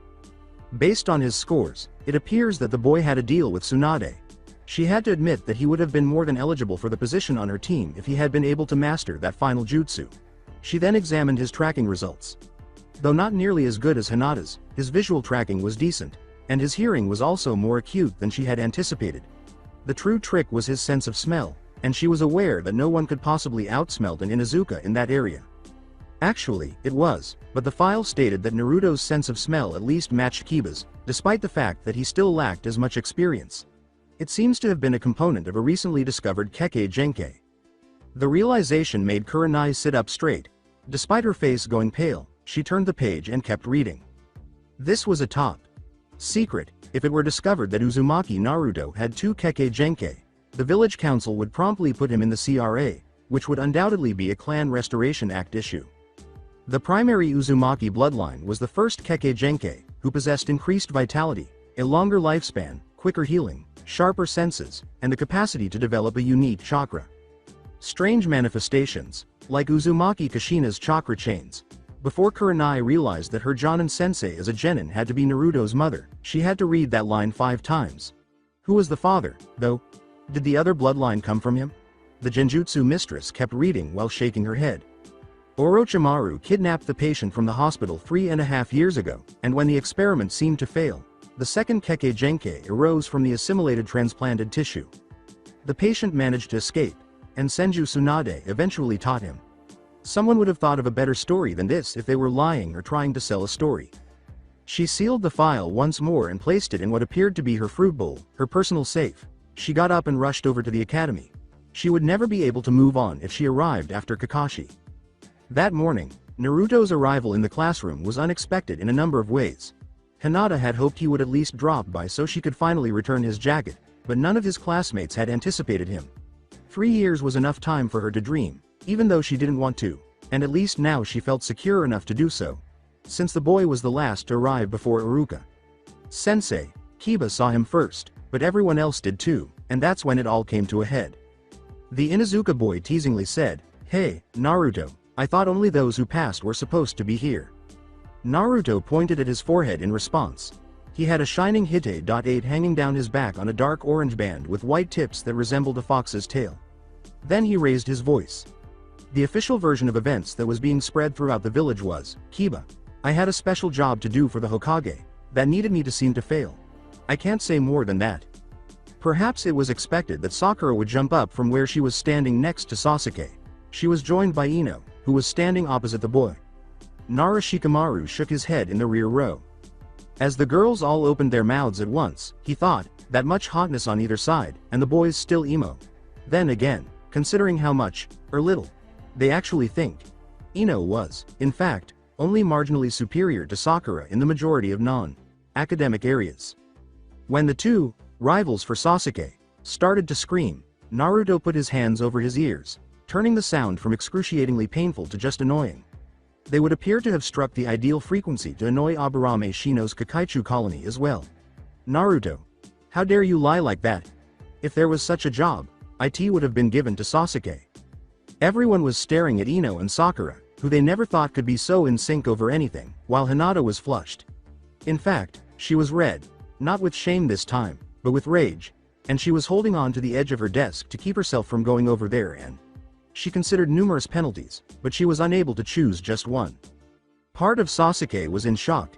This was caused in part by Naruto being assigned a task he had not previously completed, but primarily by being at the epicenter of the explosion of his two biggest fangirls. Naruto broke the tense atmosphere, bursting into giggles. As he gripped his side, Hinata lost control of her temper, and Sasuke started to flush with rage before Naruto intervened. He laughed and said, "Oh, yeah, that was a good one, though." He looked up and yelled. "You all saw and heard that, right? Hey, I think the next 3 classes in each direction heard it. Doesn't anyone else find it hilarious that Sasuke's 2 biggest fans, his 2 most ardent supporters, wanted him to fail?" As that realization spread throughout the classroom, there was a brief period of time when everything seemed to stop. When it got to the fangirls mentioned earlier, some of them smirked at Sakura and Ino for their mistake, while others scowled at Naruto for pointing out the flaw in their reasoning. At last, Ino and Sakura turned completely pale. Newly laundered, snow white ones. The most improbable thing ever occurred as they were about to scream again, delaying the pair's retaliation. Sasuke laughed. "Hey." Even though it wasn't loud, he was clearly laughing, and a faint smile was still visible on his face. Heh, heh. It occurred twice more before erupting into raucous laughter, which caused Sasuke to clutch at ribs that had become unaccustomed to the strain. The horde of fangirls was stunned and unable to speak, so Naruto also smiled. For what must have been the first time in years, Baka Naruto had made Sasuke laugh. It was unbelievable. Naruto eventually moved up next to Hinata and sat down as the Uchiha heir wiped his eyes of the tears that laughter had caused, still chuckling occasionally, even as Iruka Sensei entered the room and heard the laughter and raised voices. Although he was by no means Naruto's friend, he had gained points for pointing out the flaw in Ino and Sakura's reasoning. Iruka started making announcements right away. "First, I'd like to welcome you all to class. You may have noticed that I'm your only sensei today, and for those of you wondering why, the events surrounding that explanation have been classified in a rank secret by the Hokage. Moving right along, we have 10 genin squads here, and we'll start by placing those of you we can. Team 1. When Iruka called out their names, the genin moved into the right groups. Iruka announced the first 3 squads in the correct order. According to long-standing tradition, there was no Team 4 because no one wanted to be a member of any group that was associated with death. The members of Teams 5 and 6 were peculiar. 6 was all girls, and 5 was all boys. Team 7 consists of Uchiha Sasuke and Sakura Haruno, with an open spot to be determined, led by Hitaki Kakashi. Team 8 has a similar problem, with its set members being Aburame Shino and Hyuga Hinata, led by Yuhi Kurenai.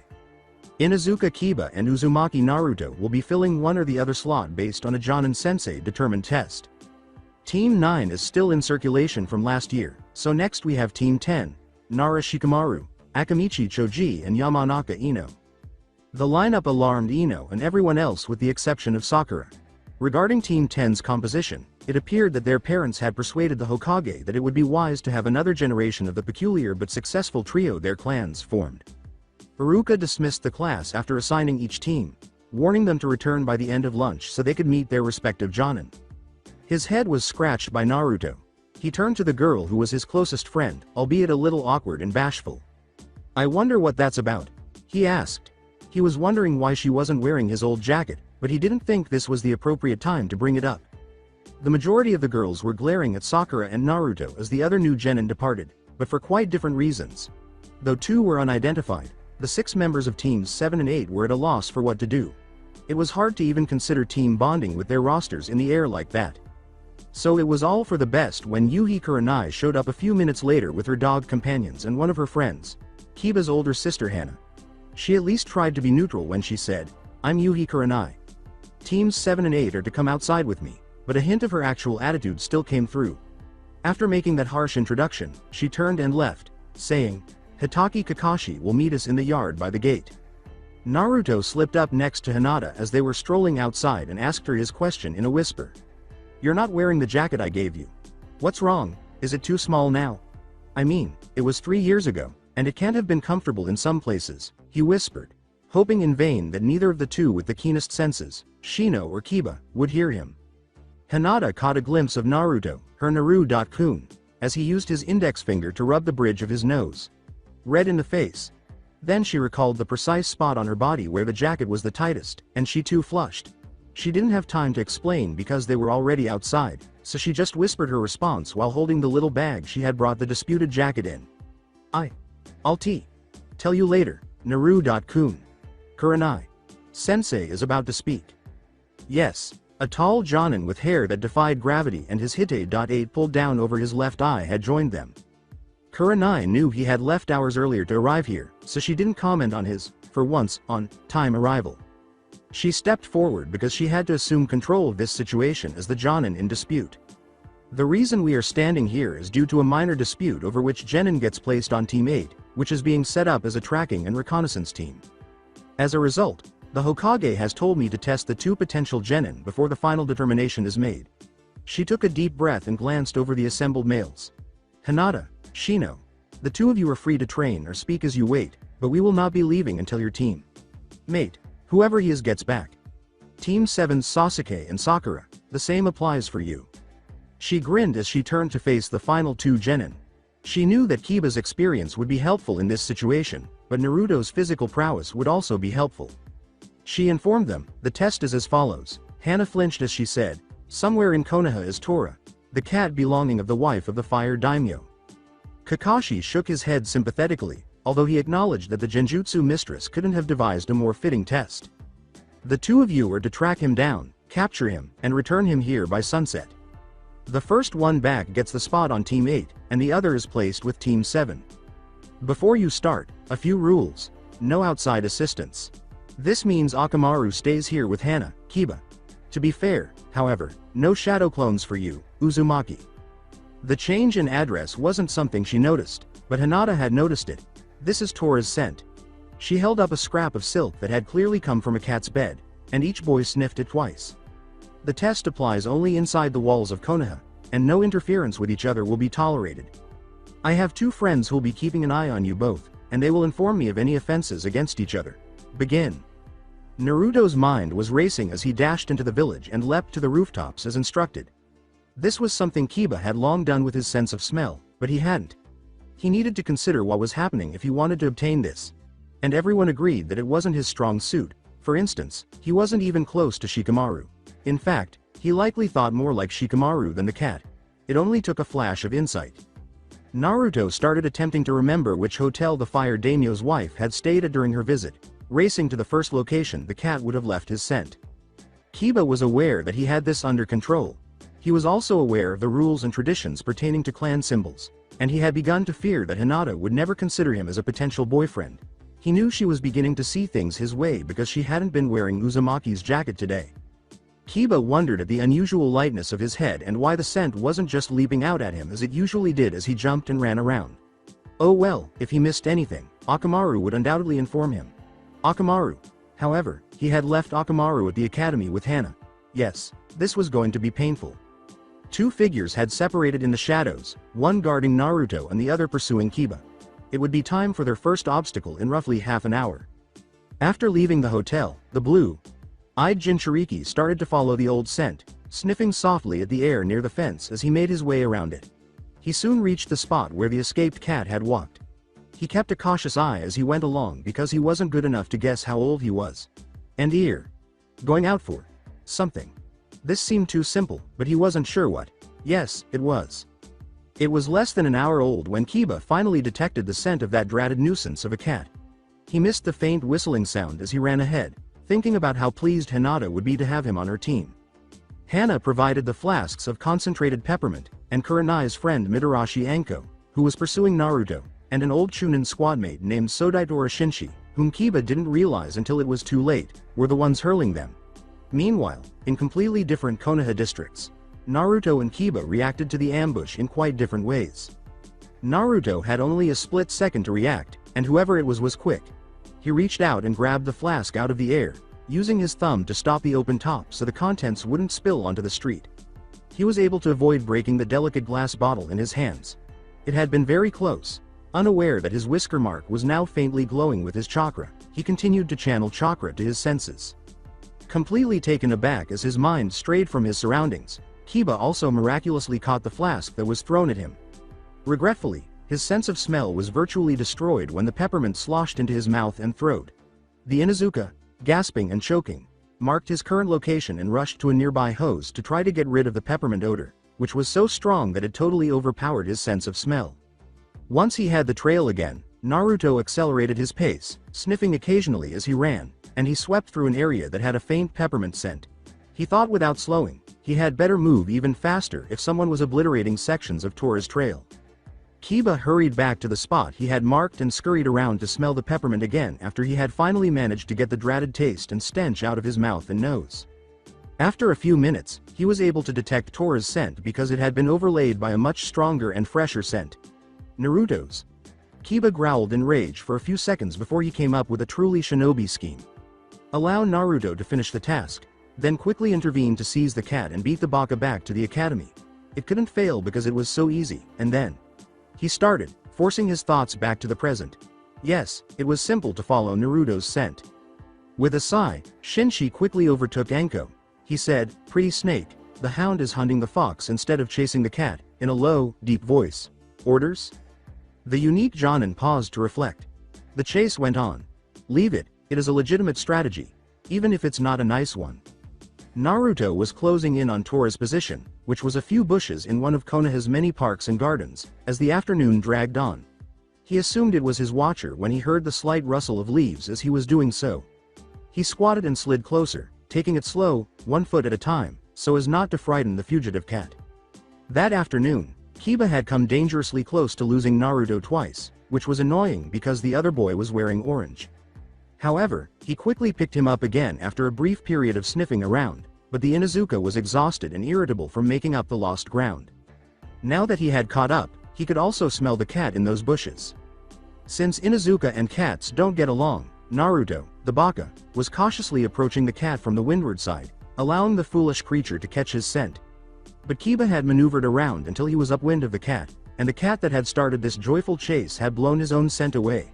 However, if Naruto arrived first, Kiba rushed in to get the cat without pausing to think because he didn't feel the need to. Tora was growing disinterested. He would flee once more, but until he came across these two, no one was pursuing him to put him through hell. The first one, who was letting him know he was there and that he shouldn't be afraid, had a strange smell. Like a fox, but not exactly like one. Tora was cautious about confusing things like this, and this one was confusing. Vets, too. Always be mindful of veterinarians. Then came the other one, the one that smelled like a dog. He was hunting, but cats didn't like the way he smelled. Tora's whiskers itched from him. Now that he had lost sight of him, he turned to look around when he heard Kiba start to rush. The young Jinchuriki instantly cradled the cat to make him comfortable and put another hand over the top to secure him as he jumped, but instinct took over and the cat ran away from Kiba and into Naruto's arms. Straight over Kiba as he bounded out of the shrubbery with his arms extended, and Naruto was off to a nearby roof from the tree limb he landed on, still holding the now frightened cat that had dug its claws into his jacket arm as he hurried back to the academy. Unhappy, Kiba started chasing Naruto across the rooftops, wondering how the blonde could run so fast. By the kami, he was barely breathing hard after exerting himself all day. Kiba, on the other hand, was clearly slowing down and realized that he couldn't catch up even if he continued to yell threats at the other genin or stopped talking and fled. All he could do was accept that he had lost.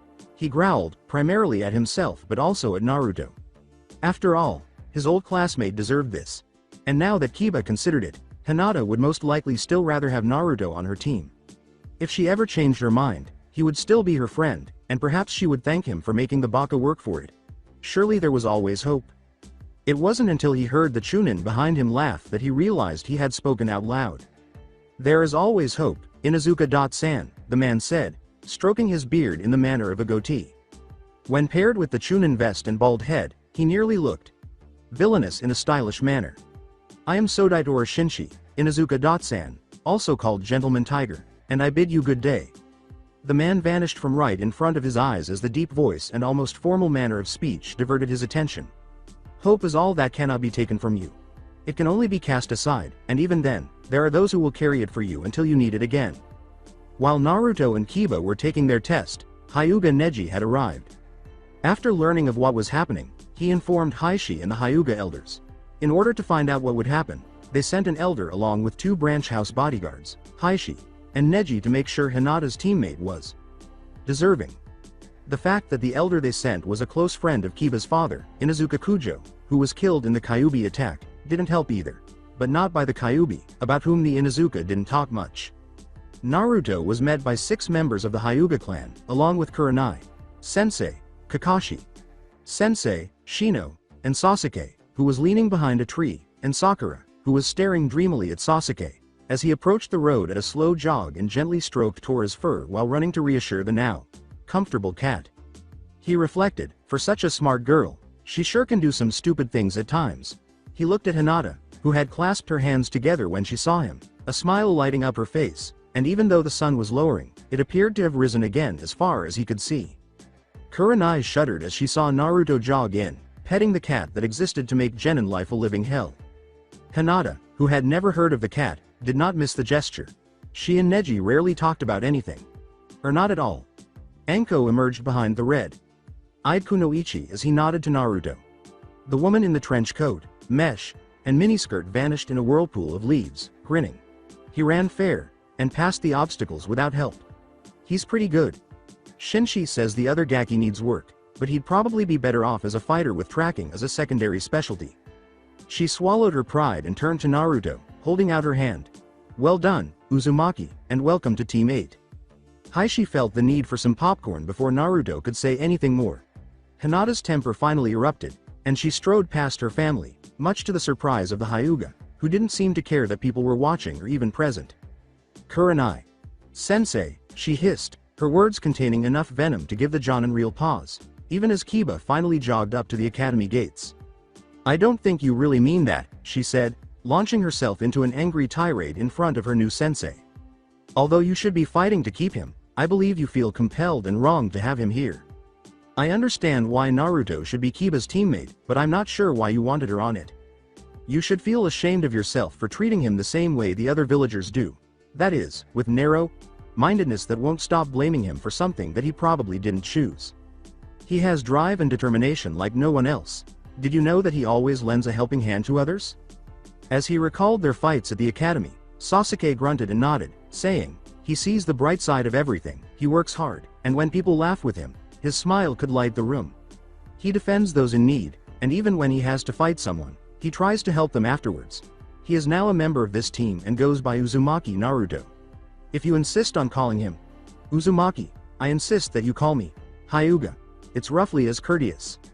Sasuke had actually given a wry grin as she mentioned the part about making others laugh, at the same time as Sakura blushed. During this tirade, Hinata was the center of attention, and Naruto had looked around for confirmation as it went on. With each point, someone else nodded, though apparently only Hinata had seen the true smiles he apparently used. Naruto's smile widened as each person nodded.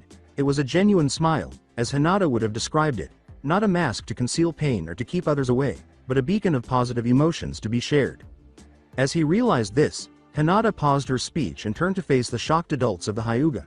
Neji's glowering and bitter face, Shino's placid exterior, and the general expression on everyone's face that suggested they would have found a wolf being mauled to death by a fluffy little rabbit easier to believe. Even as he whispered softly, "Tell it, Hinata." "Hime." She raised the bag containing Naruto's old jacket and attempted to conceal her face behind it as she flushed and fought to stay conscious. Kurenai, who had just been verbally abused by a genin she had been in charge of for less than 6 hours, felt as though everything had been turned upside down. She bowed at the waist to the two genin and said, "I'm very sorry, Naruto. I jumped to an incorrect conclusion because I was too attached to what I had heard from others." After getting herself straight, she approached Kakashi and gave him a stack of coins, saying, "Kakashi, this is your 20 ryo. I'll have my new team track you down and burn your mask if you use it to purchase another Icha book." "Why do you think he wears that mask?" Shino asked Naruto as the two teams parted ways. In a level voice, he questioned his new teammate. "As much as he reads Sannin's books, it's probably to hide his nosebleeds," Naruto said, still staring at Hinata, straightening as she spoke nervously to her father. "Sorry Shino, but can you excuse me? I just remember Hinata. Chan said she needed to talk to me." He then moved closer to the girl with the midnight hair. "I told you, daughter," she said as Naruto drew closer, "it was all well and good to play at it for the last few years, but if the elders are to make you a good match." His child interrupted him for the first time, saying, "I'm sorry, father, but time has gotten away from us. I had planned to explain, but circumstances forced me to put it off. Please give me a few minutes." Hinata. "Hime, a few minutes for what?" With a startled "eep" from her, Naruto questioned. She took his hand and led him away from everyone, making sure to keep him in full view of them all, because this was embarrassing enough in front of her entire clan without actually having them hear what she said. Naruto was so engrossed in the softness of her hands that he didn't realize she was talking to him. Sorry," he muttered. "What was that you said?" "Naruto, do you recall the jacket you gave me? You've only worn it every day since." "Hinata," he said, snorting. "Until today, of course," he said. "Is there a problem?" "It is now unquestionably too small. I can get you another one if you'd like." Taking a deep breath, Hinata continued, "Hi, Naruto-kun, it is too small, but please let me finish, okay?" I almost fainted from excitement, but narrowly avoided it. She continued after he nodded, "Are you familiar with the spirals on the back and shoulder of your jacket? Those are clan symbols," he said, nodding once more. "Your clan's emblems. And in observance of a treaty as old as Konoha itself, only members of that clan and active duty chunin and higher shinobi are permitted to wear them." He vaguely remembered Tsunade saying something like that, and Naruto nodded once more. His curiosity was aroused when Hinata started to flush again, and he studied it, seeing that it began at her jaw and proceeded upwards and downward from there. A small part of him started to wonder how far down, but the rest of his mind bludgeoned it into submission. "Well, you're inviting someone to join your clan if you give them symbols like that. It can be interpreted as a marriage proposal if you give them to an unmarried woman or girl." She must be really nervous, because Naruto noticed that she had returned to her adorable stutter when she was anxious. He turned pale and turned to face Hishi, saying, "Why.um mean? Hi. I page P." Hinata pressed her index fingers together and said, "Hi. And why? Your D.Dad. Hi." In a moment he would never forget, Naruto's eyes rolled back in his head and he passed out. Panicked, Naruto looked around nervously as he woke up. Hinata's worried face was above him, and even though his pillow wasn't in her lap, it might have been for the best that the other Hyuga was close by. "Go for it." The blonde Jinchuriki slowly sat up after struggling to put an end to the part of his mind that kept thinking that way. Sadly, it was as irrepressible as the rest of him and kept getting up again. The pillow had been the bag Hinata had been carrying around today, and the overpowering scent of her coming from it revealed where his old jacket was. The nearest Hyuga was Hishi, who strangely, despite his facial expression, seemed to be laughing. Wouldn't that be incorrect? Naruto pushed this mess out of his head and shook his head to get it out. Then he thought about the conversation again. As bizarre as it was, prior to his fainting. It was already too late, of course, because Ino had been passing the academy gates on an errand just in time to pick up that particular piece of gossip. "Oh, please, Kami," he prayed earnestly, "don't let Sasuke hear about that." He turned to face Hinata, who had a worried expression on her face. He said, "It's all right, Hinata." "Hime," with a sly smile. I think it was just the shock of all that news at once. Sorry for worrying you." The kunoichi with the pearl eyes grinned. "Are you sure you're all right, Naru-kun?" she inquired. It would be terrible to discover later that he had suffered severe injuries. She breathed a sigh of relief when he nodded. She could now continue talking to him, and even though her father could hear her, it was necessary. And in front of both teams in this group, hadn't she just spit out her own sensei? This is something she could and would do. She said slowly, "Naru-kun," confident that he was unaware of the signs and repercussions. She was on the verge of tears, but they were already welling up in her eyes, ready to spill down her cheeks. "Although I liked the idea that you really wanted me to be part of your clan, your family, I knew why you didn't fully understand what you were offering. As a child, I could play at it, and your old jacket was a source of comfort and strength for me. But now, the clan is looking to strengthen itself, and as such I have to do my part. As much as I wish otherwise, I must return your jacket." Then, as the approaching torrent was gently brushed away, she felt a finger move across her right eye and then her left. She looked up in surprise, gazing into the depths of the most sapphire blue eyes she had ever seen. Even as Naruto spoke quietly, knowing full well that every word was being heard by Hyuga Heishi, Hinata's father and, if he could avoid it, a man to cross. "So the jacket's too small, then," he said, sounding as though he were talking about the crops or the weather. She had previously only noticed the light or spark in those eyes when he was talking about Ichiraku's ramen. She gasped in shock and covered her mouth with her hands as she blushed, saying, "I'll just have to get you one that fits, then." He couldn't have meant. She started to say, "But, Naru-kun, now that you know," but he interrupted her. He said, "Yeah, I know," in a firm but low voice. He thought of the sewer-like structure where the Kyuubi was imprisoned, complete with the strange, out-of-place ray of sunlight. "I didn't then, but I do now, and if I had known. Maybe. I'd like to think I'd have done it anyway, but back then you were just the nice girl who never hurt me. A little place in the sun even in the darkest reaches of my mind." Even though he was only 12 and didn't know much about love, he knew that having something that hurt him was better than something that hurt her. "So now I know, and I'm still offering, but if," he said, feeling hurt just thinking about it. They were reminded that they were not alone when Heishi cleared his throat. "Boy," said the head of the Hyuga, his voice so low and deep it rumbled with menace, almost like a growl. It was framed as a question, but it had all the makings of a threat. "What makes you think I or my clan would in any way permit this?" Farce? Naruto didn't take well to threats.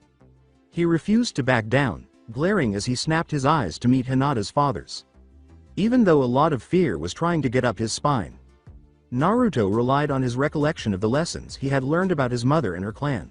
Little bits had been collected over the years and pieced together piece by piece. If his past were a jigsaw puzzle, it was a large one, and he had a lot of large picture patches in the edges. As he worked, he left out the parts that involved his father because he was unable to determine their precise place in the narrative. He brought it to bear now. "The words, 'my name,'" he said. Before he fainted, Hinata had told him herself, Uzumaki, part of a treaty as old as the village. The Kekkei Genkei of that clan, which grants sharp, clear senses and unmatched vitality. Tsunade had told him about his mother and made remarks that compared him to her, which had given him that information. He moved his arm so that his hand was between him and Heishi, obstructing the view of everyone except the head of the Hyuga clan, his teammates, and his sensei. "A heart and will that will not quit, that will never surrender. A mind and soul that will always overcome. No matter how many times I fall I will rise again. I will be Hokage someday, believe it, and then there's this." Those who could see it widened their eyes as his claws slowly spread out. "Another Kekkei Genkei, I was informed. It emerged during my absence from Konoha. I was abducted, and experimented on, by a madman with snake's eyes, and nearly died there. I still have nightmares." With his Byakugan active, Heishi examined the boy, evaluating the strange alloy that appeared to comprise his very bones. Hinata suddenly remembered the 4 drab, gray pills that clearly didn't taste very good, the dietary supplements Naruto had taken before every meal she had ever seen him eat since his return. It would have been difficult for the Aburame boy to notice, but Shino and Kuranai were stunned. "So, Heishi-sama," said Naruto, who was now very serious and very different from the prankster and troublemaker he had heard about, as well as from the only other genuine worry he had. "Is that enough to satisfy your clan? 2 Kekkei Genkei and the Uzumaki name? Or are they going to be greedy?" Heishi gritted his teeth, but his almost legendary composure prevented him from showing it. "For my clan, it might be. I don't particularly care. If Hinata chooses to accept, she will be removed from her position as heiress." the matriarch of one clan, cannot be the head of another. Her place will be filled by Hanabi, and those symbols may be the only thing that can keep both my daughters unsealed until I can mend the clan. That statement bothered Naruto a little. He inquired, unsealed? His hand slipped across his stomach without his awareness.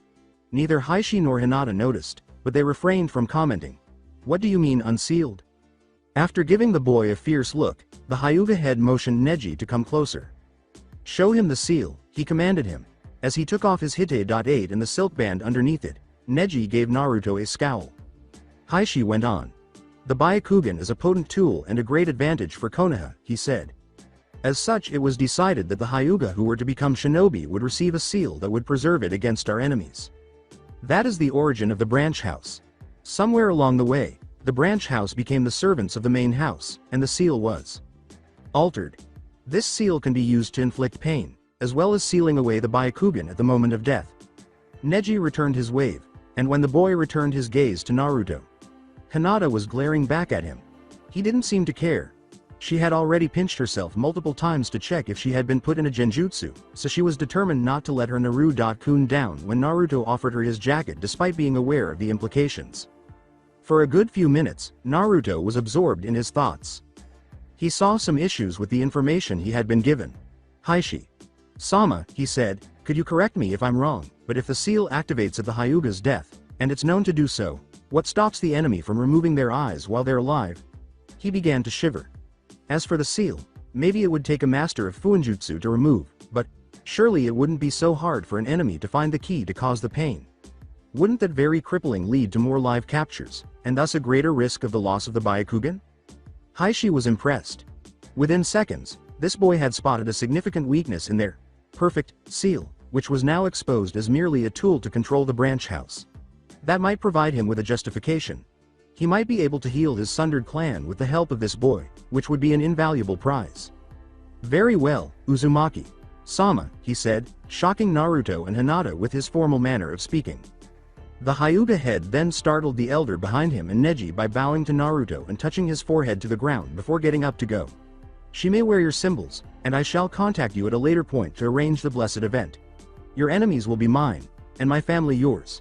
He paused for a moment before speaking quietly. My daughter, Hinami would have been proud of you, as am I. Kurenai had instructed them to be prepared at Training Ground 8 at 8 the following morning, so Shino had a lot on his mind that evening. He walked home in silence, thinking about what was going on with Naruto. For the past few years, Hinata's wearing her classmate's jacket had been a common joke. Some cruel kids had even made jokes about her wearing it to her wedding. Their ignorance was understandable, if crude, as civilian clans did not follow the same traditions as shinobi clans, such as the significance of presenting your clan's symbols.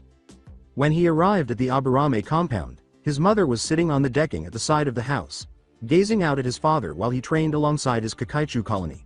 Shino observed that he moved with economy and precision, wasting little to no effort, and pondered absently whether he would ever be that good. Then, with his coat's high collar covering his face, he smiled slightly as he recalled Hinata's tirade against Kurenai. Sensei, he would. When his mother said, oh, he realized she was even closer than he had imagined because she had moved in while he was preoccupied with his own thoughts. Aburame Hotaru, pleased with her deduction, waited for her son's response. A smile on Shino-kun's face. Something big has happened then, something positive. I know, today you were assigned to your team, and the match.ups are something you consider near perfect. Like many other clans, the Aburame aimed for perfection, but after seeing what Shino had seen today, he had a different opinion. He whispered, perfection seems overrated, which made his father stop his training and his mother's eyes widen. Aburame Shibi's raised eyebrow beckoned his son to elaborate. Perfection itself is an end to strive for, but never attain, making the goal worthless, and the striving itself the key. Upon attaining perfection, you stop growing and stagnate. Once you stagnate, others surpass you. Rather than strive for something that becomes worthless once I attain it, I would strive instead for the strength to protect my friends and team mates, so that my goal and my striving both have a worthy purpose. Hotaru was positive that it was the most Shino had ever said in a single sentence since he was 6, and her husband's contemplative expression indicated that he was giving Shino's words careful thought. He nodded after a brief pause. He said, you're right, and the silent family watched as his mother's name bearers, fireflies, emerged to dance. Naruto took Hinata to the store where he bought the majority of his clothes because he would not tolerate her returning home after they were dismissed before he could get her a new jacket, which he insisted would be the correct size. A tailor with a small clientele, Kujaku Dansei had long since received a covert directive from the Hokage to ensure that Naruto always had the clothes he desired. The old man could still recall the boy's first picture of a tiger and his astonished expression when he was informed that not many people saw the hunting tiger until it was too late. He created the simple ensemble that Naruto had worn for years, even though he lacked tiger skins and the tiger stripe design would not have looked good on the boy anyhow. A former shinobi, Dansei had resorted to his hobby as a source of income because he was now too old to run as he once did. He was skilled at it, and he had been pleased that his granddaughter had decided to train under him instead of becoming a shinobi. Naruto was now asking the man for his thoughts while that same granddaughter assisted him in measuring Hyuga Hinata. Naturally, the symbols had to be on the back and shoulder, and Dansei understood what that meant, at least politically. He cut the garment for comfort but made it ninja grade durable, and he marked the changes on the jacket as young Zuzushi, known to friends and family as Zuzu Chan, called out the changes. His talent was so great that Dansei's small masterpiece was finished just a few minutes after the measuring was finished, nearly before Hinata had dressed and come back with Zuzu Chan. It was almost the same as the previous jacket, but it had a slight built-in support for vigorous activity and a feminine cut to highlight the shoulders and waist. The midnight hair and the blue of the old jacket had clashed a little, but that section enhanced it in a way that defies description by moving a shade or three closer to purple. Additionally, the orange was slightly darker than his jacket, but not enough to make Hinata's pale skin look paler.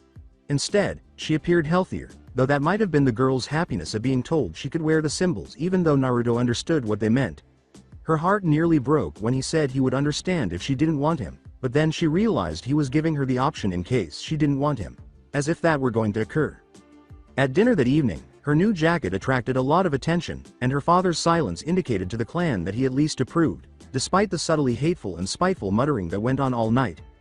Heishi held up a hand for attention as the meal came to an end.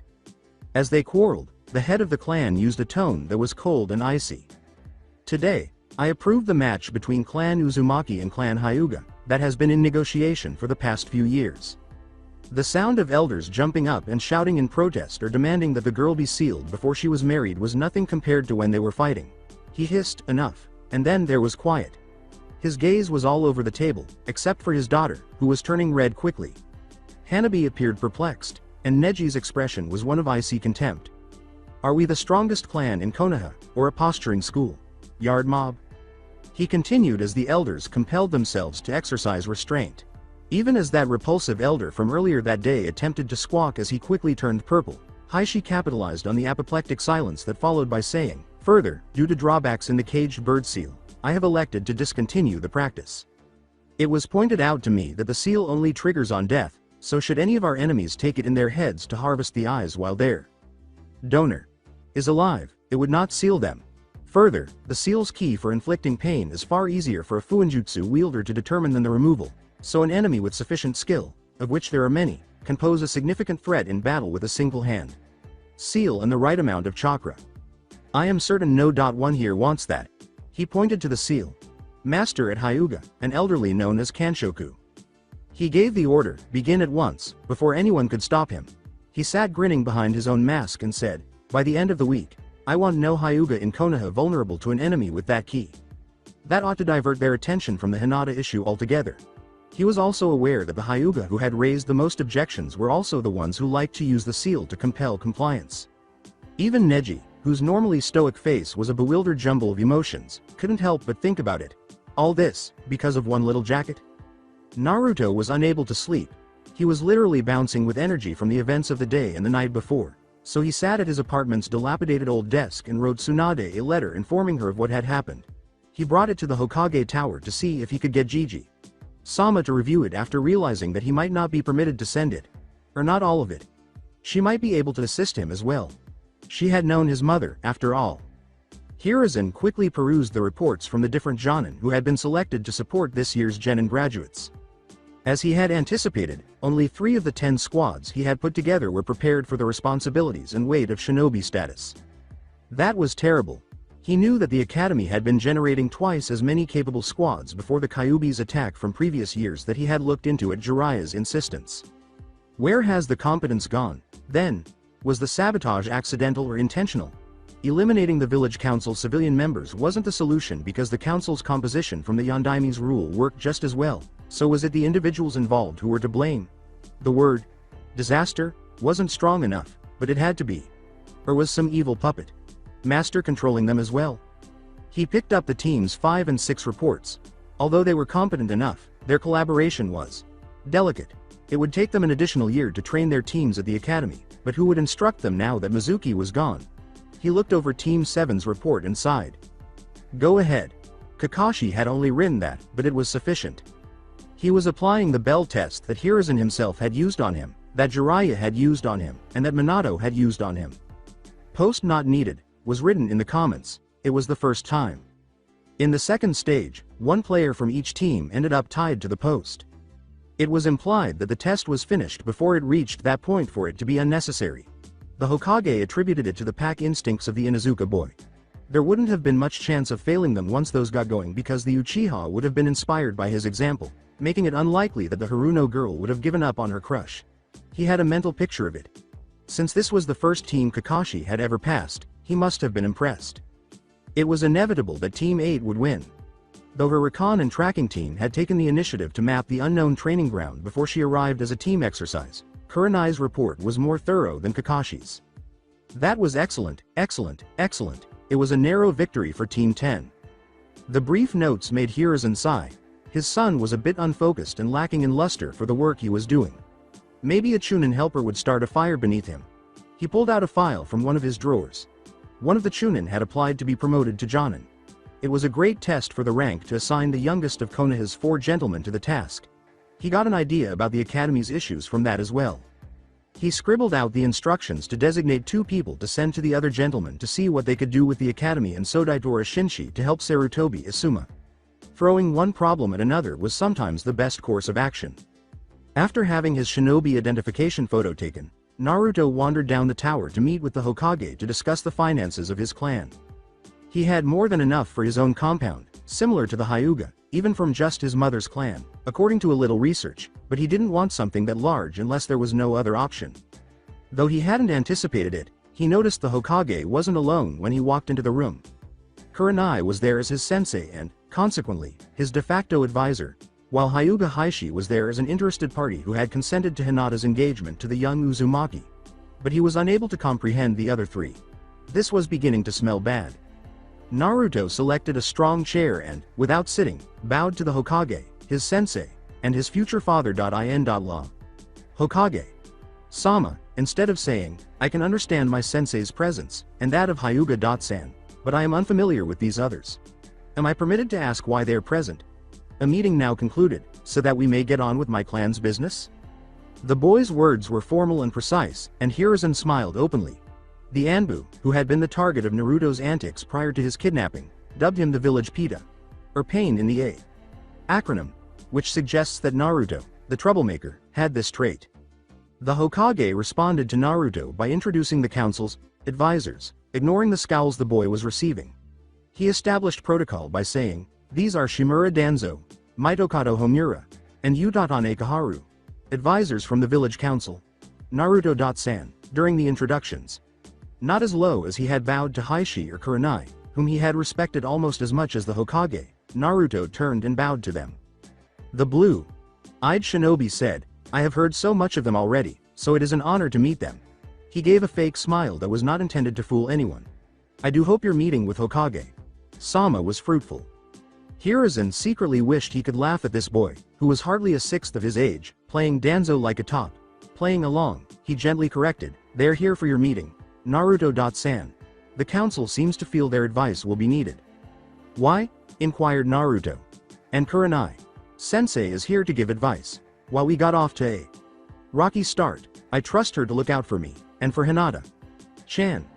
I can see Hyuga San's interest in the matter as my future father. In. Law, he said, swallowing hard at the thought. But what exactly does private Uzumaki business have to do with the council? He asked. Homura said, there is a matter of a loan that must be repaid, after Danzo had turned to face it. The village finances are very important. Despite being a knucklehead, Naruto was not an idiot. It had been deliberately worded to give the impression that Uzumaki owed the village something. "I offer you a deal, Mitokado-san," he replied. "The interest on the loan gets paid on time, and brought up to date, and I don't call in the debt." The elders gazed at the boy, unsure of his precise level of knowledge. Homura cleared his throat anxiously as they went. "I agree," he replied. He had backed himself into a corner and had nothing more to say. The boy seemed unfazed by the glare he gave Naruto, and he turned to face the Hokage. Was that all they needed to know, Hokage? "Sama?" the boy asked, turning back to the village advisors as Hiruzen nodded. "I am so pleased to have been of assistance to the honored elders, and thank you for dealing with this promptly. Now there are more personal matters to deal with, boring trivialities and clan contracts to finalize, so I beg, do not let us keep you from more important issues." Naruto held a bow at the precise moment that gave the elder advisors enough respect to avoid being called out on it, but not enough to give the impression that he truly respected them, as they grudgingly but eventually left. He almost fell in the chair when the door was shut. He questioned the Hokage, "Do we have to be formal for the rest of this? My face feels like it's going to fall off from the fake smiles." Hiruzen laughed, shook his head, and the little group started talking about the Uzumaki clan's future, and its history. It was nearly time for the meeting to end.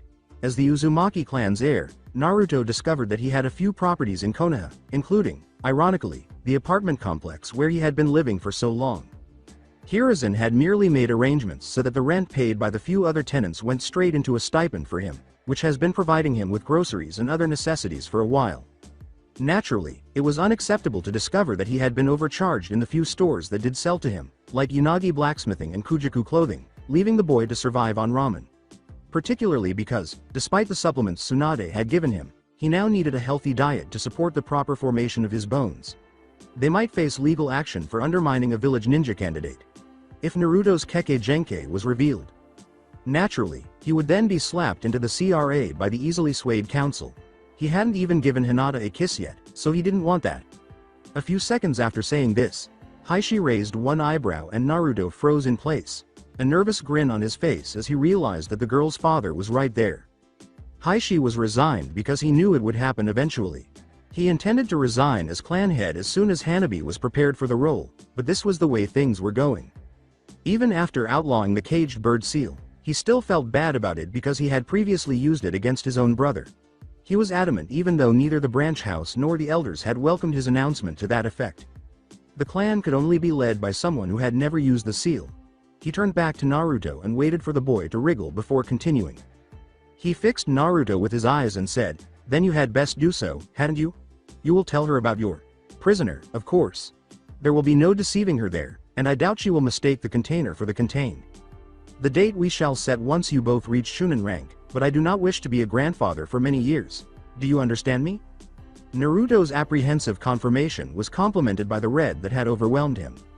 "Then our business has concluded." Kurenai left shortly after Hieshi's friendly and informal departure, telling Naruto that training would take place in the morning, this time at Training Ground 37, but that their first mission would be tomorrow afternoon, a D rank, which was all they could get until they'd completed a certain number of them.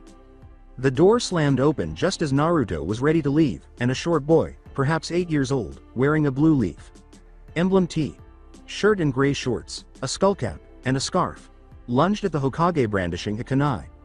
Fortunately, he stumbled over his own scarf and fell over himself before reaching his destination.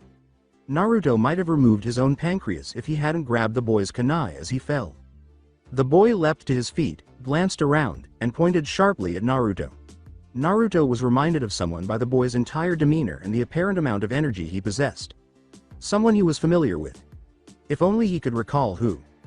The young man insisted, "It was you, wasn't it?" Naruto cocked his head to one side, amazed at the incorrect conclusions this child was drawing. "You tripped me and intercepted my assassination technique. You're good," he said. As if, he shot back, revealing his true self. He believed that 2 hours was more than enough time to be serious when talking about the politics, money, and history of the Uzumaki name. "You tripped over your own scarf, kid." Naruto was beginning to take pleasure in this from his vantage point as a 4-year-old. "So why are you attacking Gigi, Sama?" The boy gave him a blink. "Is he your Oji, too, then? But I don't have any cousins." Hiruzen let out a sigh. "Naruto, this is my grandson, Sarutobi Konohamaru. Kono.kun. This is Uzumaki Naruto." I believe you two share a goal. Naruto nodded, taking in the direction of the discussion. So you want to be Hokage, too, then? Look, I know Hokage. Sama here isn't my grandfather, but for a long time he was the only one who seemed to care about me.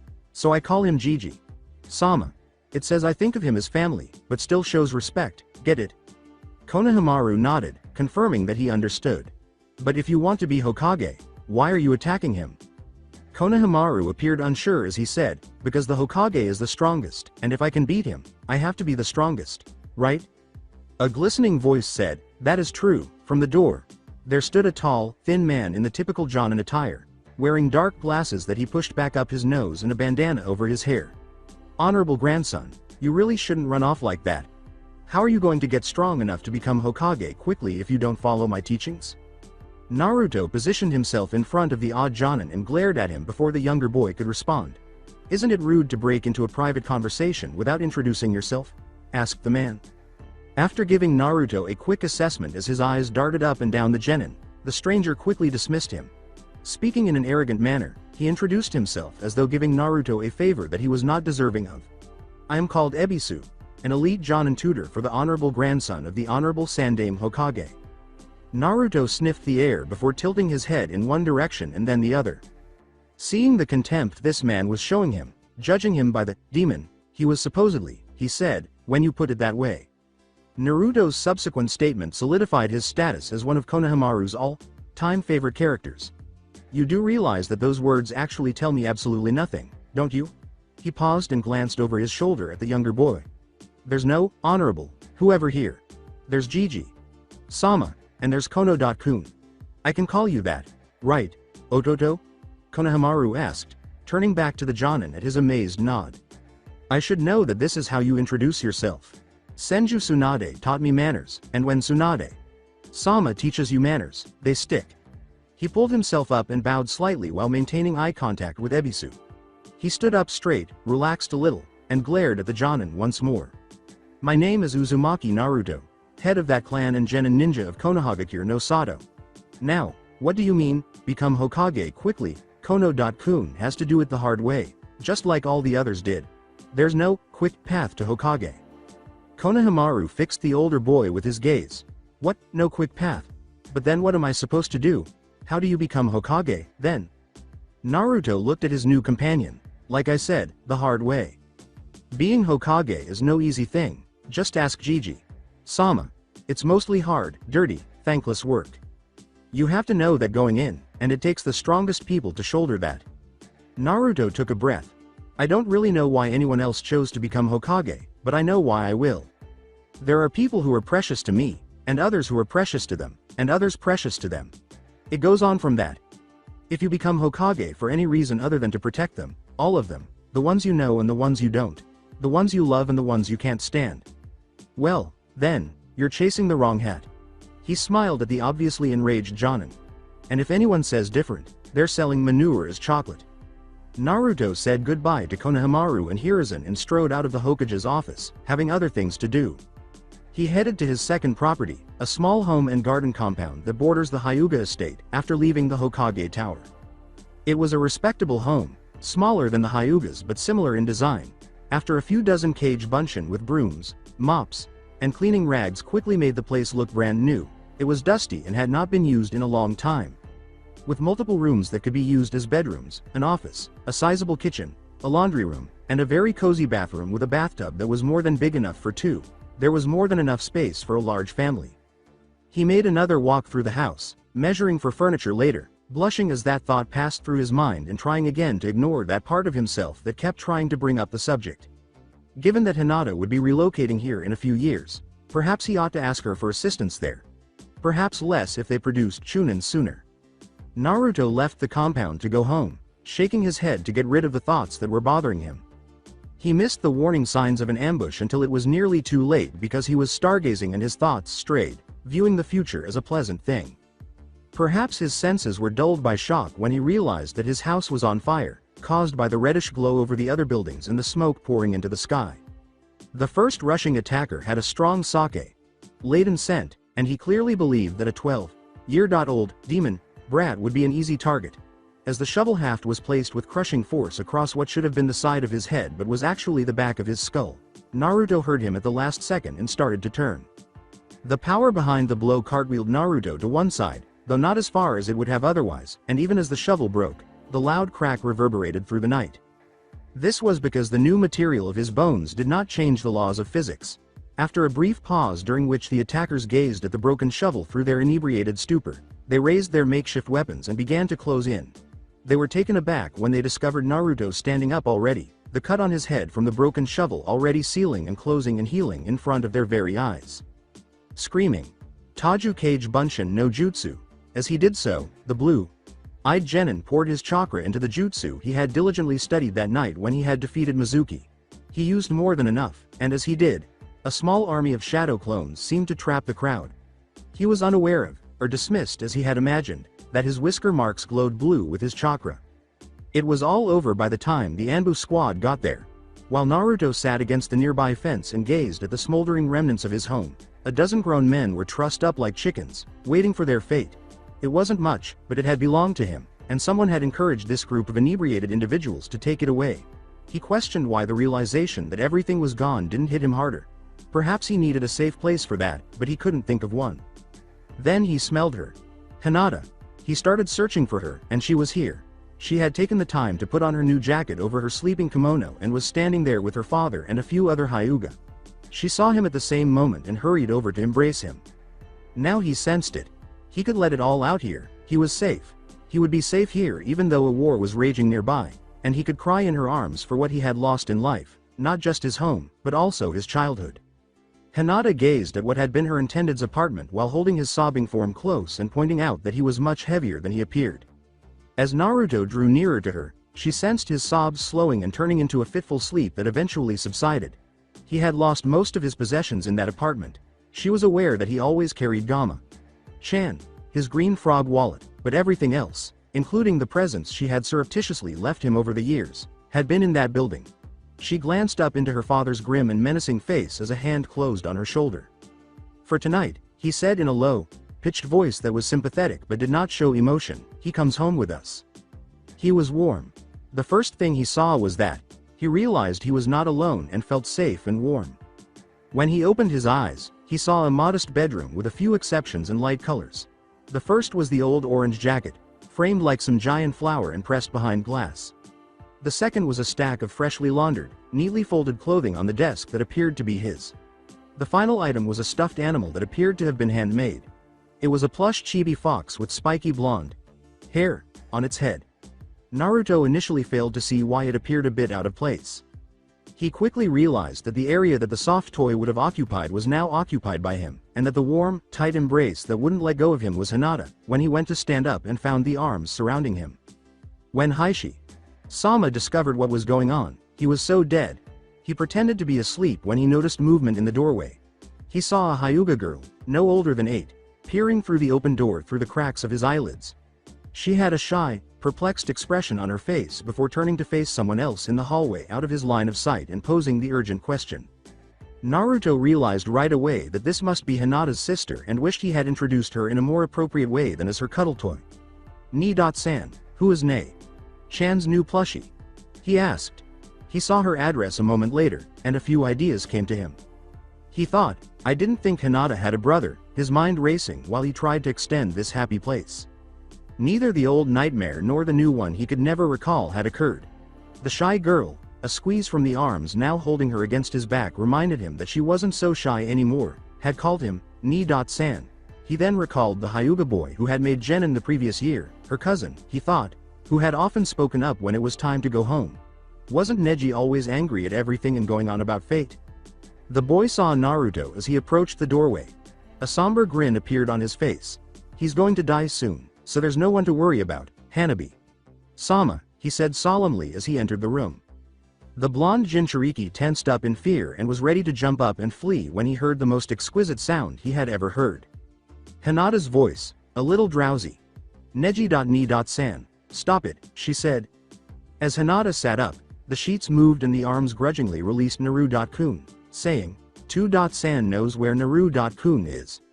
His home was burned down last night, and we had to bring him here. He was asleep, and wouldn't let go of me. Satu-san left him here, but there was supposed to be someone to chaperone us. Another Hyuga entered the hallway, one of the ones from the night before that was using Naruto's sense of smell. I'm sorry, Hinata. Sama, she bowed and said. I had to answer a call of nature. Naruto decided that this was as good a time as any to wake up, since Hinata was no longer holding him, so he started to act like he was. However, that was quickly overshadowed by the Hyuga's attention to detail. His attempt to mislead them made Hanabi laugh, unless there was another Uzumaki in the village, which she doubted.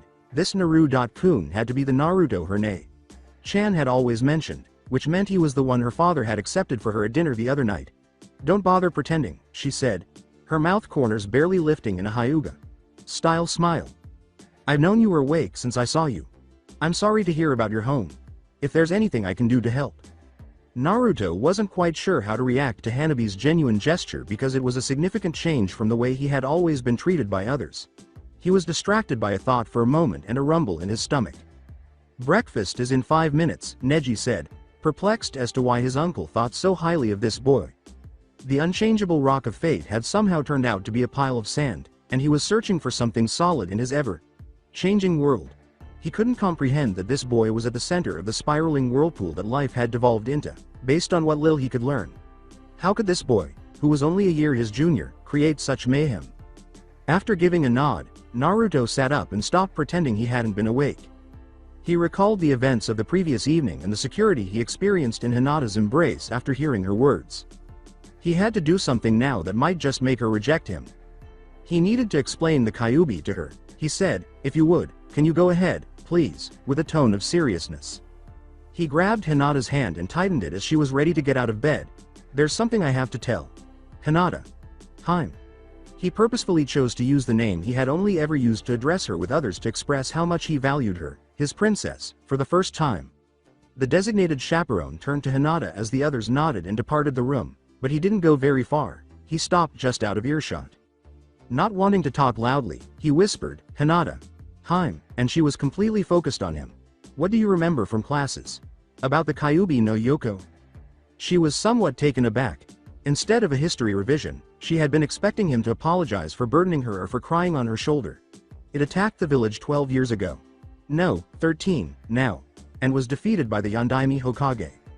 She was correct, judging by the wry smile on his face. Yeah, and a lot of people forget that defeated doesn't always mean killed. Of course, the Kyuubi can't be killed that easily, no matter how strong the shinobi is. But the Yondaime did, at the cost of his own life, manage to seal away the Kyuubi, so it couldn't threaten anyone. She waited patiently for him to continue after realizing that he was having difficulty saying this. The problem gets bigger. He couldn't seal the Kyuubi into any old object, it had to be significant, and someone had destroyed all the sealing jars that could have been used, he stated, as Jiraiya had instructed him earlier. Anything else would have been consumed trying to contain the fox's demon chakra. So he had to use a living creature, so that the chakra could be channeled through a chakra network, and that meant a human being, as nothing else would have one complex enough. And it had to be done as the basic chakra network was forming, so that the network could adapt to its presence and not cause chakra poisoning from the incompatibilities. He was very thankful that Tsunade and Shizune had him about medical terms. So he sealed it in a baby, born that very night. Hinata was dumbfounded. She was an extremely bright girl who could see the inevitable outcome and was almost on par with Sakura in terms of academic achievement. As she grew up, she discovered that the Yondaime Hokage was a man who would never ask of someone what he could not give himself. That's what her San had always said, and she'd heard others say the same. She therefore knew that the baby was herself when her Naru-kun mentioned him, and that he could only be the Yondaime's son. She had never been so afraid since the kidnapping attempt when she was a child. Naruto started to grudgingly turn away after noticing the effect and sensing the fear. He was therefore taken aback when she seized him and pulled him into a tight embrace, and he turned to face her. Hinata whispered into his ear just as she was embracing him and putting her body against him to comfort him, before it turned. Oh, my poor Naru-kun, that's terrible. His head turned, and she turned hers to meet his eyes, but he hadn't heard her, or he had, and it hadn't registered. Since they were so close to each other, they had to tilt their heads slightly due to the awkward angle, and since they had never been this close to one another before, they had no sense of distance to judge. Their lips lightly touched one another. For a good minute, the budding couple froze with their lips pressed together, and then they leaned back and reluctantly parted, both of them blushing in a way that was now familiar. Even though that one part of his mind was beating the rest into a daze, Naruto rambled, yeah, and screamed out how good that had felt. Oh, yes, breakfast. He hurried to his feet, unintentionally pulling Hinata along with him, and proceeded to his clothing. To their chaperone's amusement, this resulted in the two of them sprawling on the floor in a startled heap because she hadn't let go of him. Before he broke the silence, Hinata lay there for a moment, enjoying the sound of Naruto's heartbeat despite the fact that he had just realized how much he loved the scent of her hair. He muttered, "Thank you, Hinata. Heim." She lifted her head and looked directly into her fiancé's eyes. She simply cherished being able to refer to Naruto with that word. "Why, Naru-kun? I haven't done that much." He grinned as he gathered his clothes to change for breakfast and shook his head as they stumbled to their feet. "That's not true. You accepted me, even knowing about my furry passenger. You were and remain my best friend, and when you held me last night, he was so overcome with emotion, I didn't have nightmares, because I knew I was safe. When I was abducted back then, I was experimented on, and I was dying and met the Kyuubi deep inside my mind. The place was terrible, a real sewer, and there was only a single ray of sunlight there. A ray of sunlight from a girl I saved from bullies, who apologized for her minder, and thanked me. He turned and gave her the first genuine hug he had ever given in return. Now, I better get changed for breakfast." Ibiki was given the identity he required by Yamanaka Inoichi, who emerged from the prisoner's mind. The scarred man knew the news wasn't good as he began to curse. "That man died last night after these men were caught," he stated. He growled as he started the report for the Hokage, saying, "Choked to death on a fish bone, apparently. Someone is entirely too good at setting up a chain of events and cutting the links we really need. The whole thing was being planned at a level far above his current capabilities, with such a large-scale conspiracy and manipulation."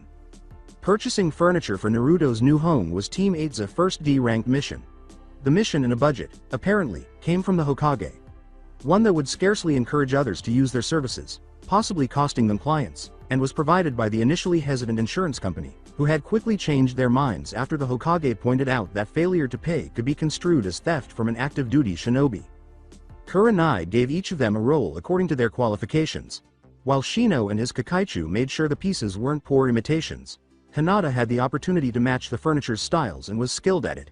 Until Hinata told him it looked right, Naruto was given the responsibility of relocating the purchases throughout the house using his vast army of shadow clones. He was relocated sooner than he had anticipated. After all the training in the morning and the events of the night before and that afternoon caught up with him, Naruto was relieved that the day was over because it had been a hectic one. He even made the decision to celebrate by taking his sensei and team to Ichiraku's. As Naruto struggled to his feet, Hinata eased her stance. He was significantly outmatched after their fierce sparring session today. Kurenai had been training them with weights for the past few weeks, taking a cue from a more seasoned Jonin. Although the training didn't seem to have had much of an impact, she had them remove the weights today in order to spar. Though training his Kakaichu in this manner was not feasible, even Shino had significantly improved. Additionally, it was their 20th D-rank mission today. The tasks were typically tiresome, but they weren't particularly difficult if there was some cooperation and effort. Naruto would occasionally experience sadness due to the loss of the apartment he had called home. He had a new one, however, and it still didn't feel like home. Hinata would just give him a hug during these moments, and the knucklehead ninja would smile and dive right back into training. He had started a new tradition a week ago.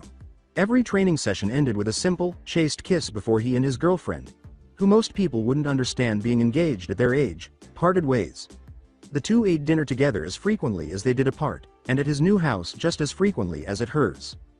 To the surprise of many shinobi, Team 8 actually enjoyed missions that involved Tora, the cat that most genin feared. Shino would use his Kakaichu to get rid of the poor cat's fleas, Hinata and he would play with Tora for a while, and Naruto would locate the cat with ease. After that, they would give him back to his owner, where he would unavoidably flee again. Kakashi scowled at the Demon Brothers, the two missing nin. It was intended to be a simple C-rank mission for Team 7 to practice on. They were given it after Kiba and Sasuke complained about how pointless and dull the D-rank missions were. Nevertheless, Kiba and Sasuke had a good working relationship. Kiba recognized Sasuke as an alpha and positioned himself as a good beta. Sakura worked to improve herself so she wouldn't hold the two back after witnessing them pushing each other to new heights. Recognizing the puddle's incongruity, all three were prepared. When the two brothers attacked the bridge, Builder. Sakura briefly froze as Kakashi appeared to be ripped apart by the razor chain between their gauntlets, but he recovered in time to try and intercept, thankfully pointless, but still. As the young kunoichi protected their client, Sasuke had nailed the two missing nin to a tree with that same chain. As the demon brothers were removing their gauntlets from the chain, Kiba and Akamaru struck them with their fang over fang technique, causing their sensei to reappear and trap their enemies in ninja wire. The notorious copycat Kakashi thanked his new victims for their timing, as he had been searching for some bodies to teach his Genin T and I techniques. The interrogation had gone well.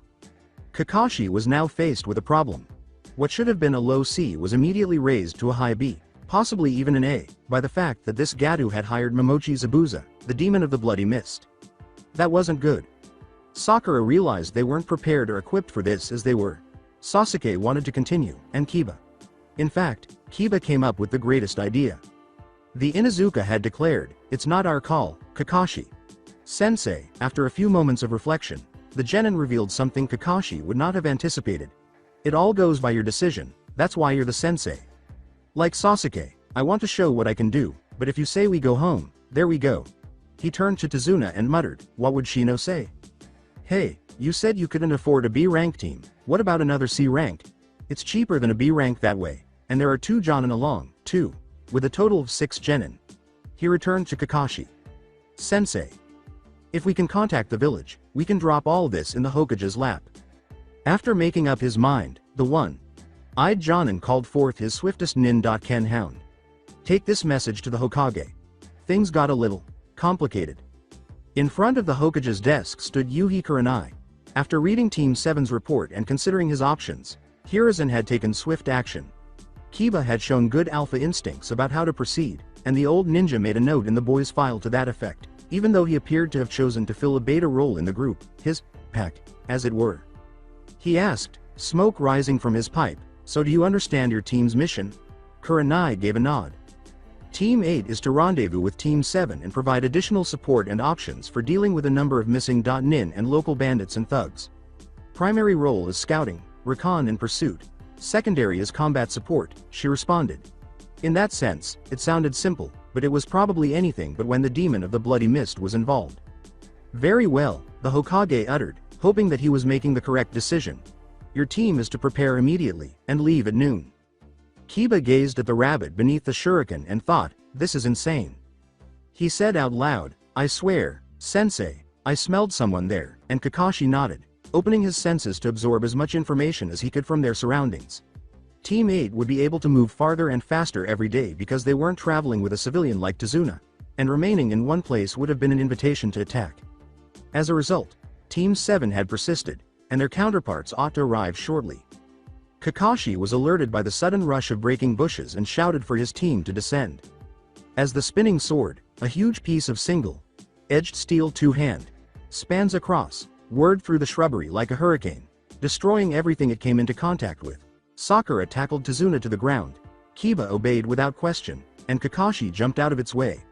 It slammed into a tree trunk and stopped, driven halfway through it in a spectacular display of brute force, and Sasuke leapt high as it sped past him. A man landed on the sword's hilt as they were getting up, balancing there as if he were on the ground. "Ah," Kakashi replied. "Momochi Zabuza. What kept you?" Since Zabuza wore no shirt, it was easy to tell that he was tall and muscular. Like Sharingan Kakashi, he covered the lower portion of his face with bandages rather than a mask, and his pants had an odd blue camouflage pattern. He turned and pointed because the Konoha Jonin's casual response caught him off guard. "The infamous copycat Kakashi. I have no quarrel with you, but that man has to die." Naruto raised his hand as the battle started. They had spotted the opposing team just before Zabuza showed up, thanks to Hinata, and the attack had already begun before they could take any action. But Kurenai had prevented them. She put their senses to work because their first priority was recon.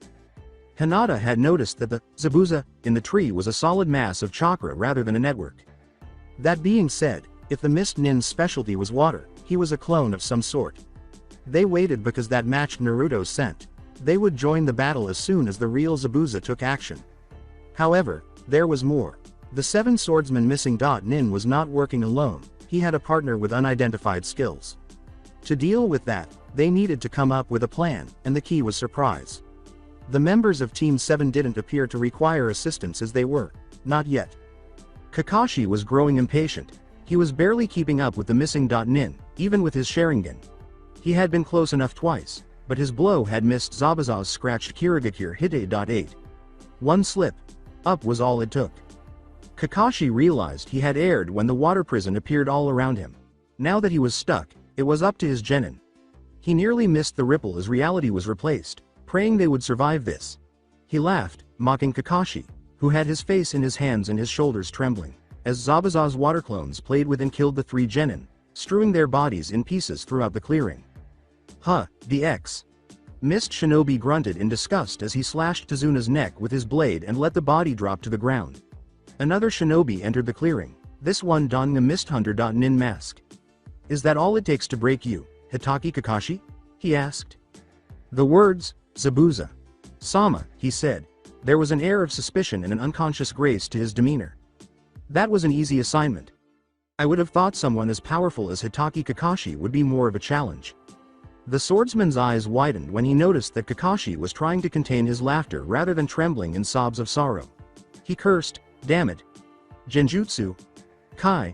He formed the hand seal as his companion did, and all evidence of the bloody battle vanished, leaving Team 7 members undamaged and Kakashi standing in front of them next to a woman wearing a red dress and white wrappings.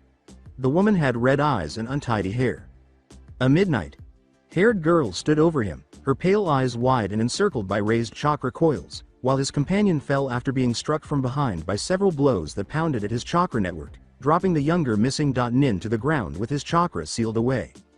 He muttered, Haku, and started to form the hand seals for his water clones, only to discover that a variety of odd insects were crawling on him and draining his chakra. He had some left, but not enough to make clones. Just as a tiny orange blur fell from the tree above, directly in front of the sword's path, he raised his sword and charged the bridge builder, sweeping it in a broad arc that he knew would not stop.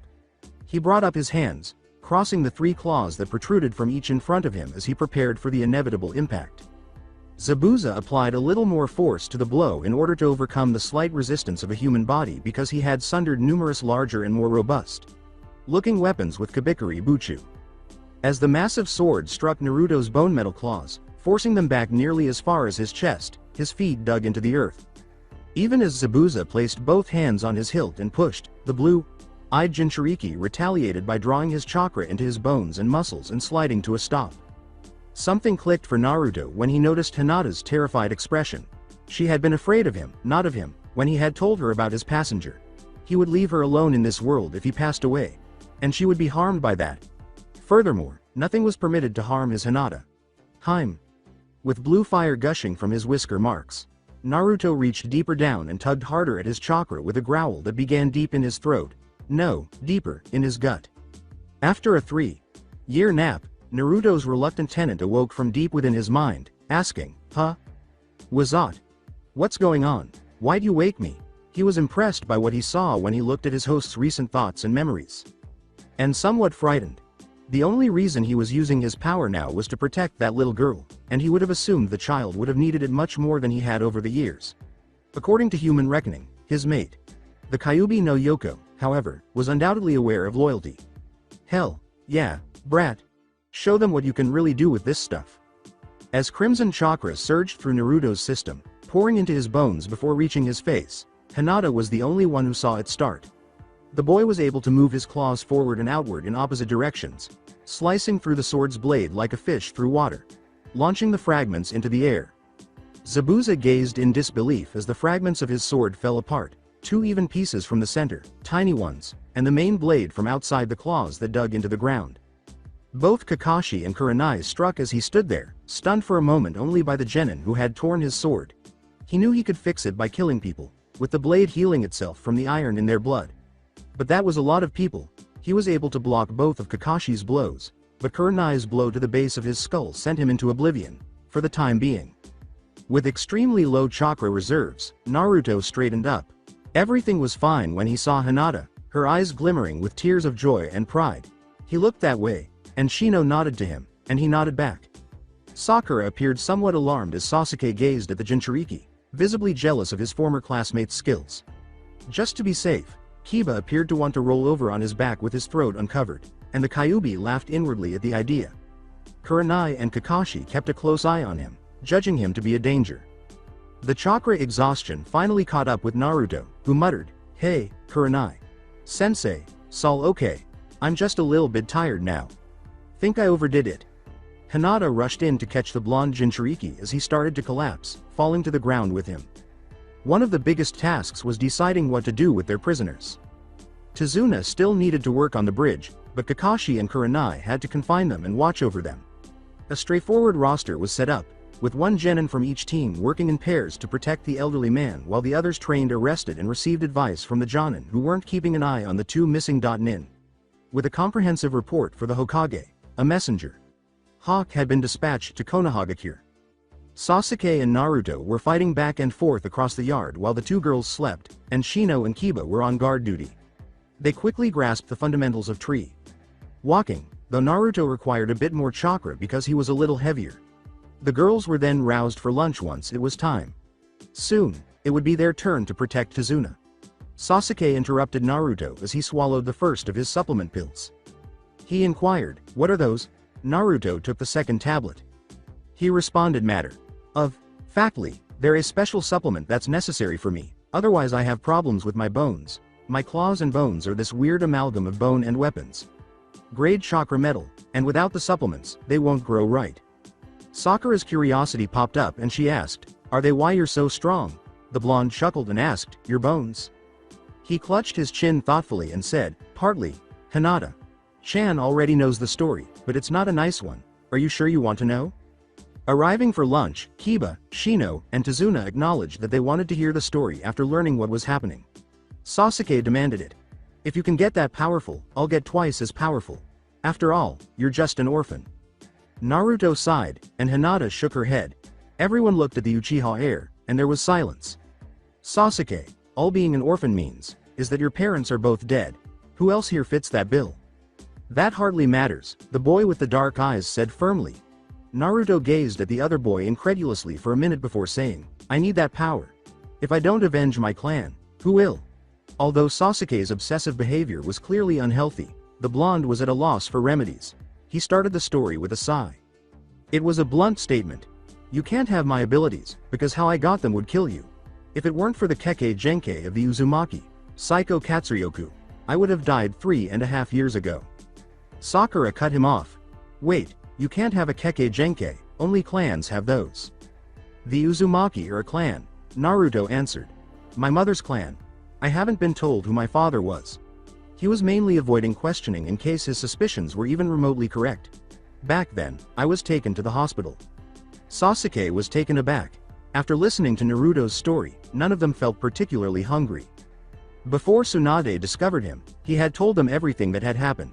However, he spent the remainder of their lunch break wrapped in the Hyuga girl's arms because he was depressed for a while. Being informed that power came with a cost was one thing, but hearing about some of the worst of those costs firsthand was quite another. The Uchiha began to question whether seeking revenge was worth the expense. Perhaps he should start by rebuilding his clan. Sakura was perplexed. Naruto, that baka, was a formidable shinobi? It was difficult to believe, but he had demonstrated it. Did he belong to a clan? Though unlikely, it is possible. Did he have 2 Kekkei Genkei instead of just 1? She was going too far with that belief.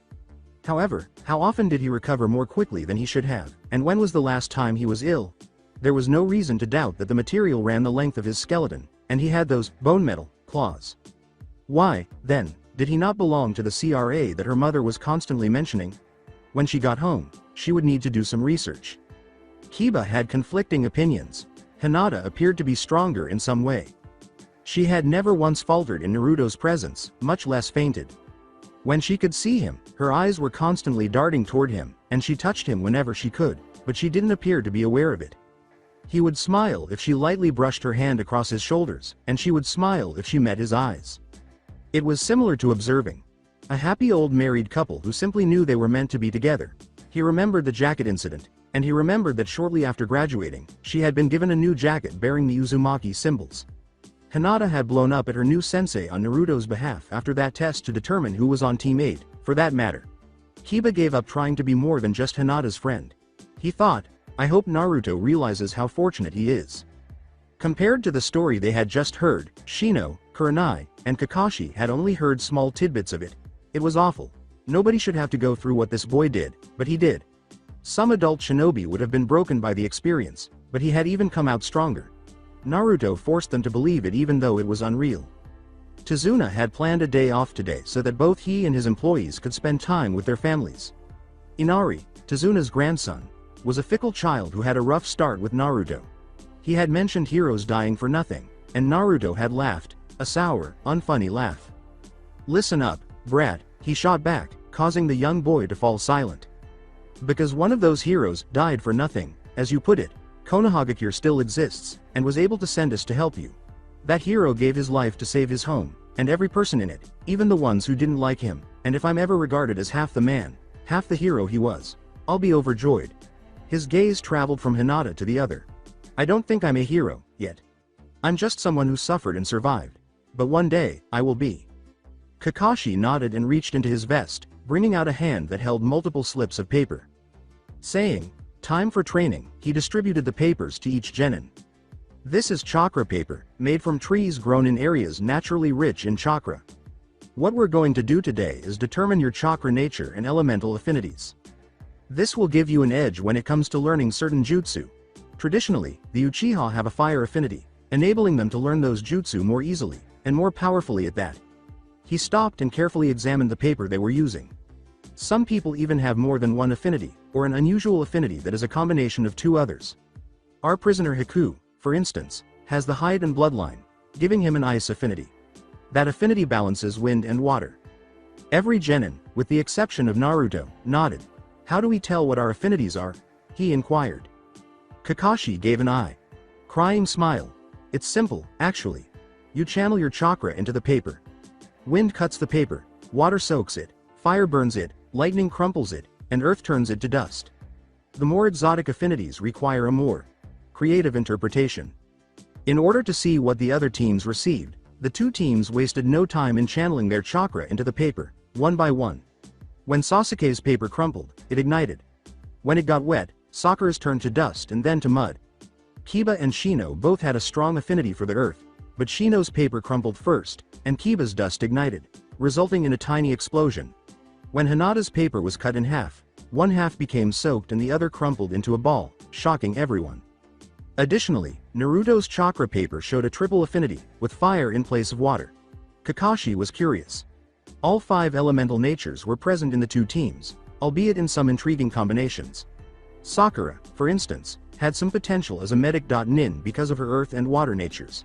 "Alright, now that we have knowledge of your affinities, we have to develop them.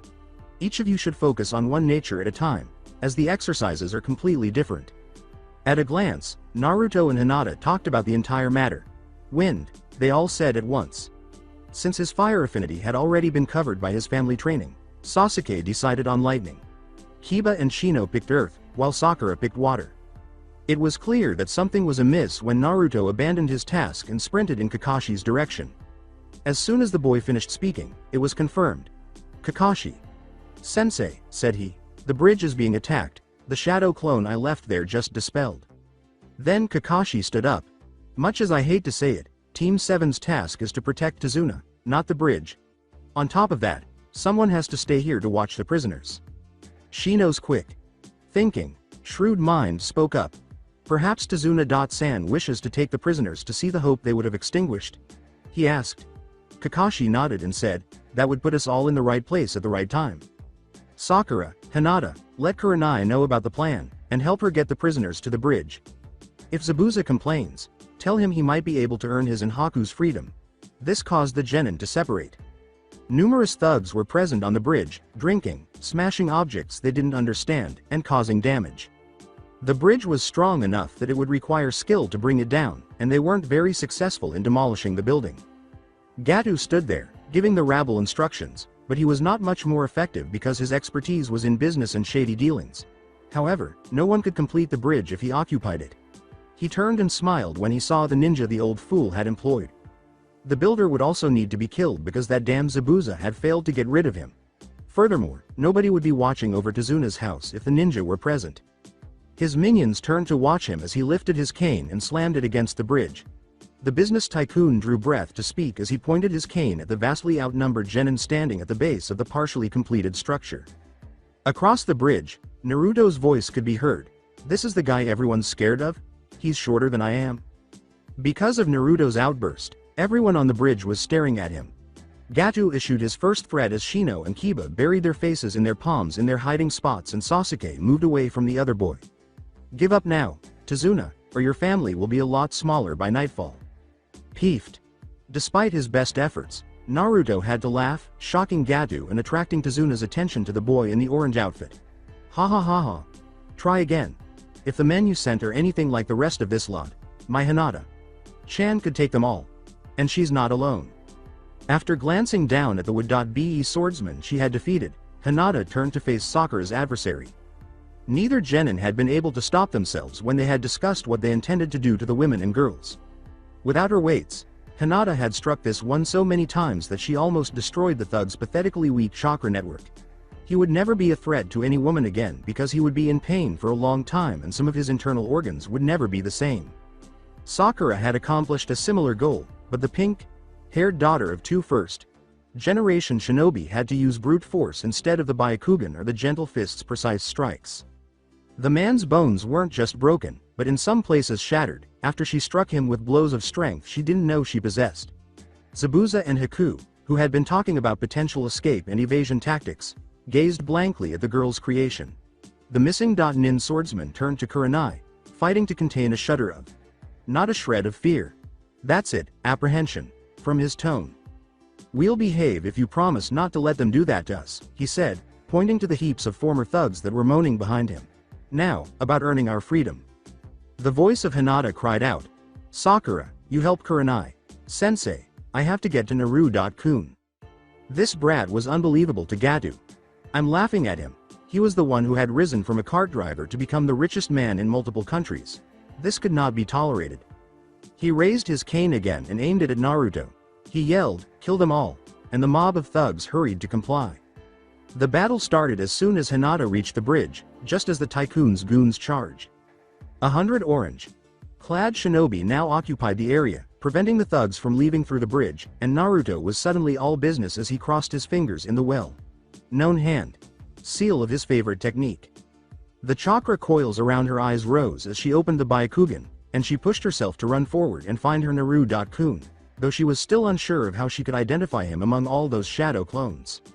Since Shino's Kakaichu were useless in this situation, he was primarily using a staff to ward off the thugs as they were being forced into unconsciousness by the Kakaichu's injection of foreign chakra into their systems and subsequent chakra shock. Kakashi and Sasuke were merely eliminating foe after foe, while Kiba and Akamaru were effectively employing their fang over fang, which appeared to be built for such massive operations. She used a single gentle fist strike to silence any thugs who approached too closely, wondering absently what would happen if she used an elemental chakra. She realized that she hadn't fully developed her affinity to try anything yet, and she kept fighting as she went. Naruto had noticed Hinata approaching and heading toward him. As the thugs charged, he grinned, spread his claws, and threw himself, everything, into the battle. However, Naruto was in the middle of the battle, while his Kage Bunshin fought primarily to keep the thugs on the bridge, Shino's plan. He didn't like the idea that they might get to the village and take hostages. As he cut and swung, the numbers were starting to catch up with him. Then he was grappled by one of the thugs from behind, allowing another to stab him from the front. The thug behind Naruto screamed and let go just in time for him to slash the incoming blade to the side and hammer his elbow into his attacker's temple, dropping him, after he angrily pulled on his chakra to do something. Everyone was staring at the blonde, and the fight had stopped. An array of 3 spikes protruded from each shoulder blade, and a series of bone metal spikes ran down his back, perfectly aligned with his spine because they had emerged from his vertebrae. More was seen by those ahead of him. More spikes had appeared at the corners of his jaw and at the point of his chin, and a mask of bone metal encircled his eye sockets, with spikes at the brow and cheekbones. This was a frightening sight in and of itself, but to those unfamiliar with him, his whisker marks glowing blue with chakra made it even more terrifying. The thugs battling Naruto started to retreat as a group, clubs, knives, and swords dropping from frightened fingers as they battled for escape rather than victory, killing, or suffering. And crossing the bridge's edge was the simplest way out. It was just water, after all, and water is soft, isn't it?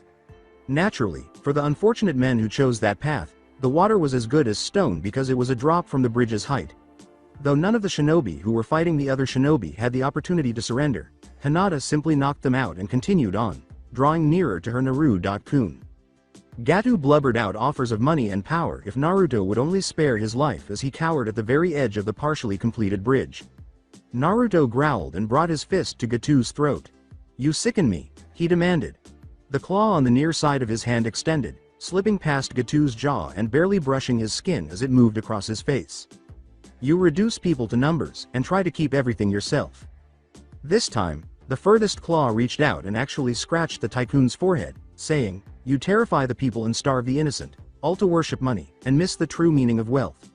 Against the bone metal that covered most of his face, Naruto's sapphire eyes almost shone. "I have a third claw," the wielder of bone metal observed. Naruto took a step back and turned to leave, saying, "But you aren't worth it." When Gato saw his opportunity, he took it with both hands, pulling out a switchblade knife and slamming it downward into Naruto's back, just over his left kidney. This monster deserved no less because it dared to challenge the powerful Gato. It was a blow that would cause a slow and agonizing death. Naruto heard Hinata scream even as he dropped to one knee, the pain erasing every thought from his mind. "Naruto ooh." The girl with the midnight hair moved before anyone could stop her. Her hands were charged with chakra, and her gentle fist combined what little she knew about wind chakra. The business magnate's eyes glazed over as she shocked everyone with a two-finger flick to Gato's forehead. Gato's ears erupted in a crimson fountain. Blood and a grayish fluid poured from his nose. His eyes rolled back in his head, and he fell off the bridge as she turned to Naruto, already embracing him, face down, with the knife still sticking out of his back. Sakura was left to protect Tazuna's family while Kurenai, Zabuza, and Haku arrived for the last stages of the fight, sending the thugs running in terror. They witnessed Hinata's reaction to Gato's outburst at Naruto. Zabuza cleared his throat as Gato's body struck the water far below. He swallowed and said, "Haku, if she can do that with 2 fingers, remind me not to piss her off." Even as Kurenai ran toward her genin, the missing nin swordsman relived what he had just witnessed as his ward nodded. With a single touch that seemed to do little more than lightly tap against his forehead, it appeared as though she had somehow upset the man's brains inside his head. As the ache in his back subsided, Naruto opened his eyes. He dropped his head to enjoy the soft pillow beneath him, and the tearing pain vanished in an instant as someone withdrew the knife. He knew this was Hinata's lap because of the acrid overtones in her scent, which also indicated that she was concerned about him and enjoyed being his pillow. As Kurenai and Shino put the bandages on his lower back, he felt his chakra swirling in that direction. He tried to straighten up despite the pain after having a crucial thought, only to find that his Hinata Heim was much stronger than she appeared as she held him in place. "Gato," he croaked, his throat feeling unusually dry. Hinata's face went blank, and even before she said a word, he knew what had happened. "That man will never hurt another again, Naru-kun. I lost my temper, and I think I overdid it." When she used the words he'd said when he'd cut Zabuza's sword, he grinned. If sincere, it was a wan thing. He whispered, "Better him than us. Than you, I'm sorry." The apology took Hinata by surprise. "Why?" she inquired. "Because if I had just killed him," Naruto clarified, "he wouldn't have stabbed me, and you wouldn't have had to kill him, so I'm sorry." Even as he felt the wound closing, she put her arms around his head. Since his Sokai Katsuryoku was now repairing both the skin and the nerves in it, it appears that it healed the most severe wounds first. Shino and Kurenai were openly gazing at the wound, which was healing more quickly than they could handle it. They all had a lot to think about after Naruto's bone metal protrusions withdrew once more, leaving holes in his jacket and shirt. Tsunami was the local representative when Zabuza and Kurenai negotiated a long-term agreement between Momochi Zabuza and Nami no Kuni to create a small shinobi village to guard the small area and prevent someone like Gato from regaining power. The Shoden Shiokage of Shiogakure no Sato, the village hidden in the tides, was, at least on paper, the former missing nin. All that was left for him to worry about was building the village and finding suitable ninjas for it. Given the bloodline purges that had afflicted Kiri, he had some ideas on that front. Although the bridge was still unfinished, the mission was clearly completed. Kurenai tried to assist Hinata in coping with the fallout from her first kill, which was a painful experience for the kind young lady. She was definitely no longer a girl, and the nighttime nightmares that would follow. It should come as no surprise that Naruto was her biggest comforter during this period, and the two of them were frequently seen cuddling up to one another in the morning. Of course, completely clothed. In fact, when they weren't, they both slept poorly and woke up from their respective nightmares prepared to fight. The two Jonin eventually gave up and switched up their sleeping arrangements a bit, but they were always watched by someone. Although Naruto's recently discovered ability to control his bone metal begged to be investigated further, Kurenai firmly objected, insisting that it could only take place in Konoha's safety. With occasional grousing, the genin accepted it and focused their energies on training their elemental chakras. Following their successful completion of the first step, they were required to practice water walking, the next stage of chakra control. There were some hiccups, but the genin were more than willing to try this. Shino declined to try this on any body of water in which he could submerge himself. Air deprivation caused the colonies in each Aburame to react badly, and it was not uncommon for them to perish before they had a chance to drown. When Naruto's initial attempt to walk failed and he fell straight to the bottom of the water, his issue became apparent. Luckily, before breathing became a problem, Kakashi and Kurenai pulled him out from the surface, somewhat taken aback by his weight. He intensified his efforts with Hinata's assistance and the knowledge that he was incapable of swimming or even floating. Teams 7 and 8 were allowed to start the exercises for their second element after the genin had mastered the technique to the satisfaction of their sensei by the time they arrived at Konoha's gates. Having already arrived at this stage, Sasuke was given a scroll containing several jutsu related to lightning and fire. He wandered off towards the Uchiha estate after the Uchiha smirked at Naruto and told the two teams to write and deliver their mission reports to the Hokage in the morning. Instead of attempting to follow him, Sakura went home to conduct some delayed research on Kekkei Genkei, clan symbols, and clan rites. In order to discuss and write their reports together, Naruto invited Kiba, who had been abandoned by his teammates, and his teammates to dinner at his house that evening. The group dispersed after Hinata nodded and cautiously accepted her request to invite her father and Hanabi.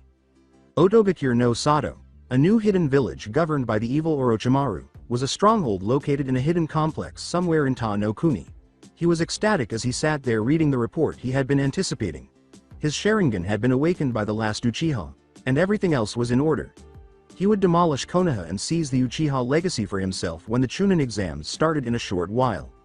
A description of the other genin on that mission, particularly of a blonde boy with unusual abilities, shocked him. Although there were some differences, this bone metal manipulation had a sound that was somewhat similar to Kimimura's dead bone pulse.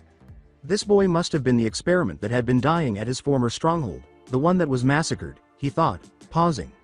The experiment had overpowered the boy's own Kekkei Genkei, and he ought to have perished. He instructed one of his teams to keep an eye on the boy's development. He was intrigued by this boy's two Kekkei Genkei and might need a backup plan. Perhaps he ought to mark them both and allow them to compete to become his next vessel. The idea made him laugh. No, the Uchiha was sufficient for now. He had a village to destroy first, but perhaps he could attempt to take the other genin's Kekkei Genkei once he had perfected those amazing eyes. Kurenai stood in front of the chief medical officer's desk at the hospital in Konoha, who handed the Hokage the analysis of Gatu's corpse. Although it wasn't the biggest she had ever seen, the pile of paperwork was bigger than it had been the last time she was here. Hiruzen nodded as he looked over the report. It was almost unbelievable how amazing this was. And it would have gone unnoticed because of the Hyuga main house's insistence on conformity, which led to stagnation. If the autopsy were to be believed, the young Kunoichi had used the gentle fist technique to strike at a tenketsu located in the target's brain and unleashed wind chakra into his skull cavity, with the resulting overpressure literally scrambling everything inside. This style was more suited to manipulating earth and water, and by Kurenai's estimation, Hinata had been largely unaware of what she'd done. Before he even realized she had touched him, the man had passed away. It only took a few seconds to tell Kurenai this. Now, Kurenai-san, what are your thoughts on your genin? He then inquired. Kurenai needed no thought at all. They're all well above average, each in their own way. I was wrong about the way Naruto's presence affected Hinata, too. Instead of distracting her, it seems he spurs her on. It's something I just didn't understand at the time. She nodded. She paused when she realized what the Hokage was actually asking her to do. On top of that, with them as an example, Shino is pushing himself to figure out new uses for his Kakaichu colony, and methods to avoid relying on it overly. His staff forms could use a little more polish, but other than that, I'd put them forward for the Chunin exams today, if it weren't for the clause Hyuga Heishi put in their contract. They're supposed to wed once they become Chunin, and I don't think he'd want it to happen so soon. Hiruzen gave a nod. It's very rare that anyone becomes Chunin on their first attempt at the Chunin exams. he reassured her. I simply thought it would be a valuable experience for them in the future. After all, it would certainly let them know what to expect for the next time they are nominated. The old man did not anticipate the red-eyed Kunoichi's snort of disbelief. Her words, "You should read my report again. Naruto has a way of not only pulling off the impossible, but getting his friends to manage it as well." It was considered impossible for a genin to survive fighting Momochi Zabuza. Naruto destroyed his sword. It was impossible for a fresh genin to kill with a touch. Hinata eliminated Gato in that way for stabbing Naruto. I'm just waiting with bated breath to see what piece of conventional wisdom about the impossible Shino tears apart. She suddenly realized who she was ranting about. My apologies, Hokage Sama, but Naruto. He seems to take impossible as a challenge, not a limitation. Hiruzen Sarutobi gave a nod. He responded, as well he should, as he slid several forms across the table. Applications for the Chunin examinations. A feeling of dread came over him as he said, and if he manages it again, here. I'm sure he'll take Heishi San's advice when it comes to when the wedding will take place. I just hope I'm there to see it. Kurenai passed a bald, goatee, wearing, dark, glass Chunin on her way out. It appeared that Shinshi had several complaints for the Hokage and a stack of mission reports from Team 10. She grinned as he vanished into the office and nodded as she went by. Naruto stopped and leaned against a fence as he walked the long street back to his house, wondering what to make for supper. Sarutobi Konohamaru dropped the camouflage sheet that was supposed to look like the fence, and after a few moments of waiting while he looked up at the clouds, the wall began to wriggle and complain. He moaned, "Erg, I give. Naruto gasped for breath as he let go of the younger boy. The blonde said casually, "How about you have your friends join us, Kono-kun," pointing to their hiding spots as a boy with glasses and an orange-haired girl emerged from behind a garbage can and a pole, respectively. Despite her own admiration, the girl said, "You were right, Konohamaru," and Naruto rubbed the back of his neck. The boy with the scarf smiled back. After saying, "See, I told you my Ani-san was cool," he turned to face Naruto. "How do you know?" Naruto knelt down and rubbed the bridge of his nose. "You ought to introduce me first, don't you?" "You've told them who I am," he said, "but it must be reciprocated. You know, I don't just tell people my secrets." Konohamaru rubbed at his neck now, imitating a boy he thought was worth imitating, even if he didn't know it. "Sorry, Ani-san," he said, "I got carried away. These are Kotsuji Udon and Utatane Moegi.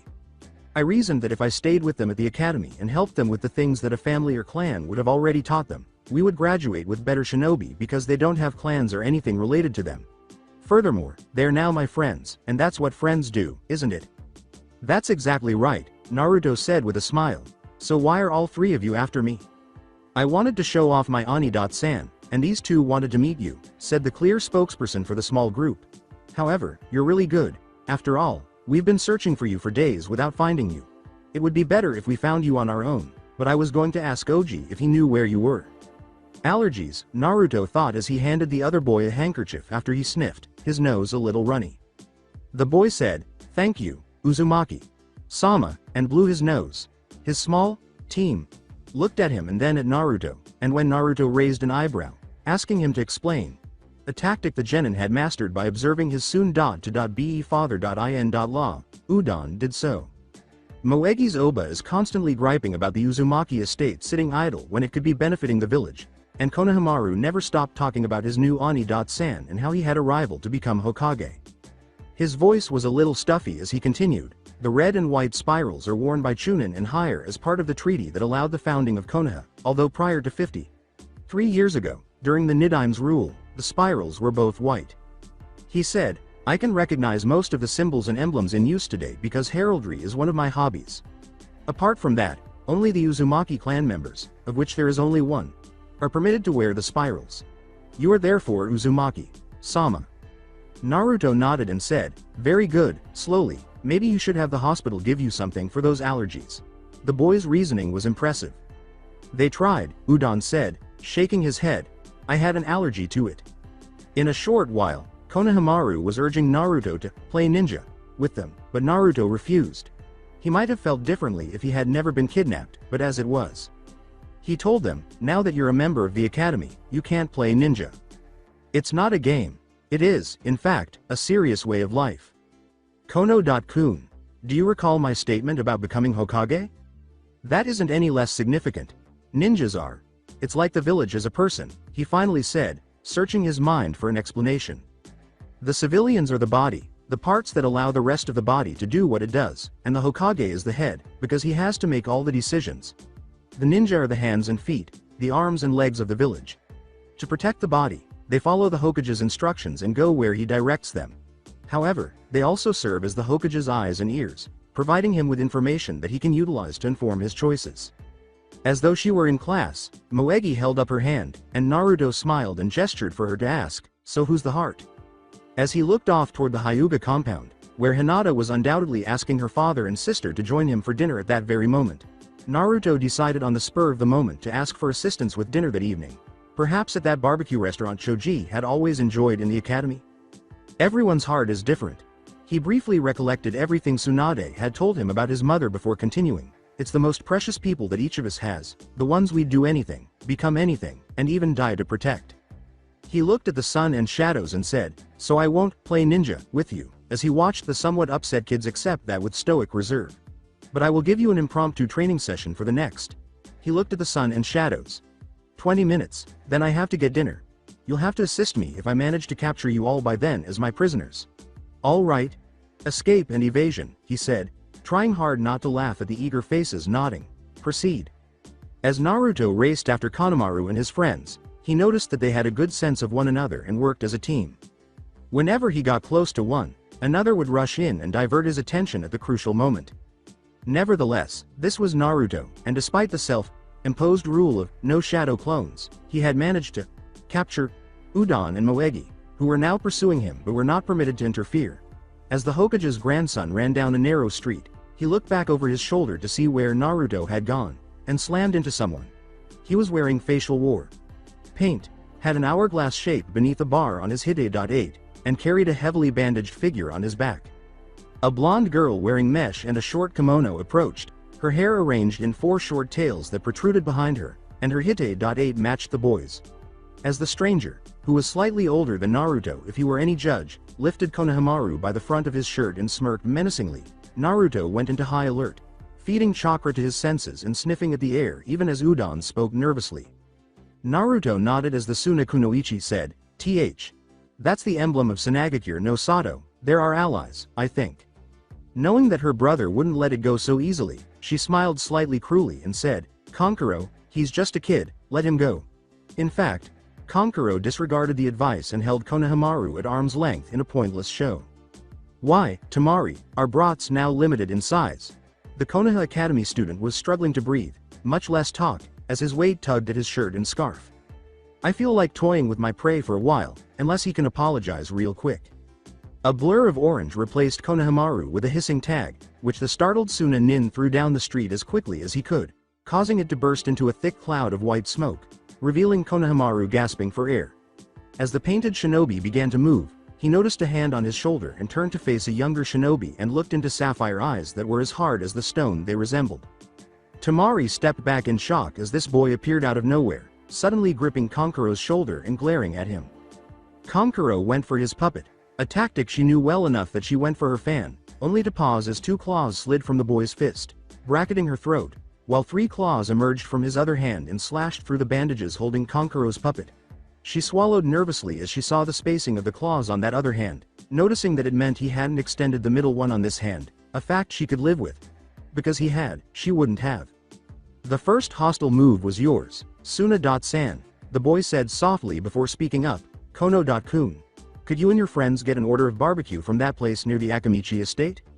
Kankuro froze at the claws aimed at him. The 3 student shinobi left after the boy nodded, a little taken aback that his Ani.san had those claws.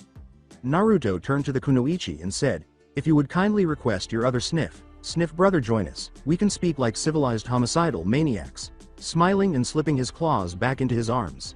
There'll be 10 of us eating, and I'll pay you back after we're paid for our mission. I recognize that smell of blood and sand, Gaki, moaned Naruto's passenger as the redhead with the gourd on his back fell from the tree. This man is similar to you. Not nearly as well. Adjusted and, of course, not as strong as me.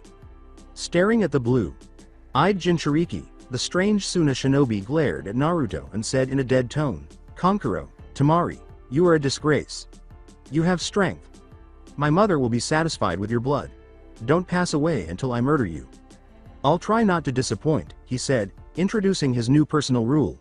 Do not unnecessarily agitate a crazy person. My name is Uzumaki Naruto. We should both know each other's names if we are going to face each other, right? The stranger's tone remained flat and dead. I am Sabaku no Gara, he said. You know my siblings' names. Farewell. Come on, Tamari and Kankuro. To the kunoichi, who appeared to have the fewest loose screws, Naruto said, Give me a moment. Why are you in Konoha? We're here for the Chunin exams. The blonde kunoichi from Suna said, glaring at the blonde ninja from Konoha. I hope you had no intention of surviving them. So that's it for today. I hope you guys enjoyed it. Don't forget to like, share and subscribe to the channel for more awesome stories like this. Thank you. See you all in my next video.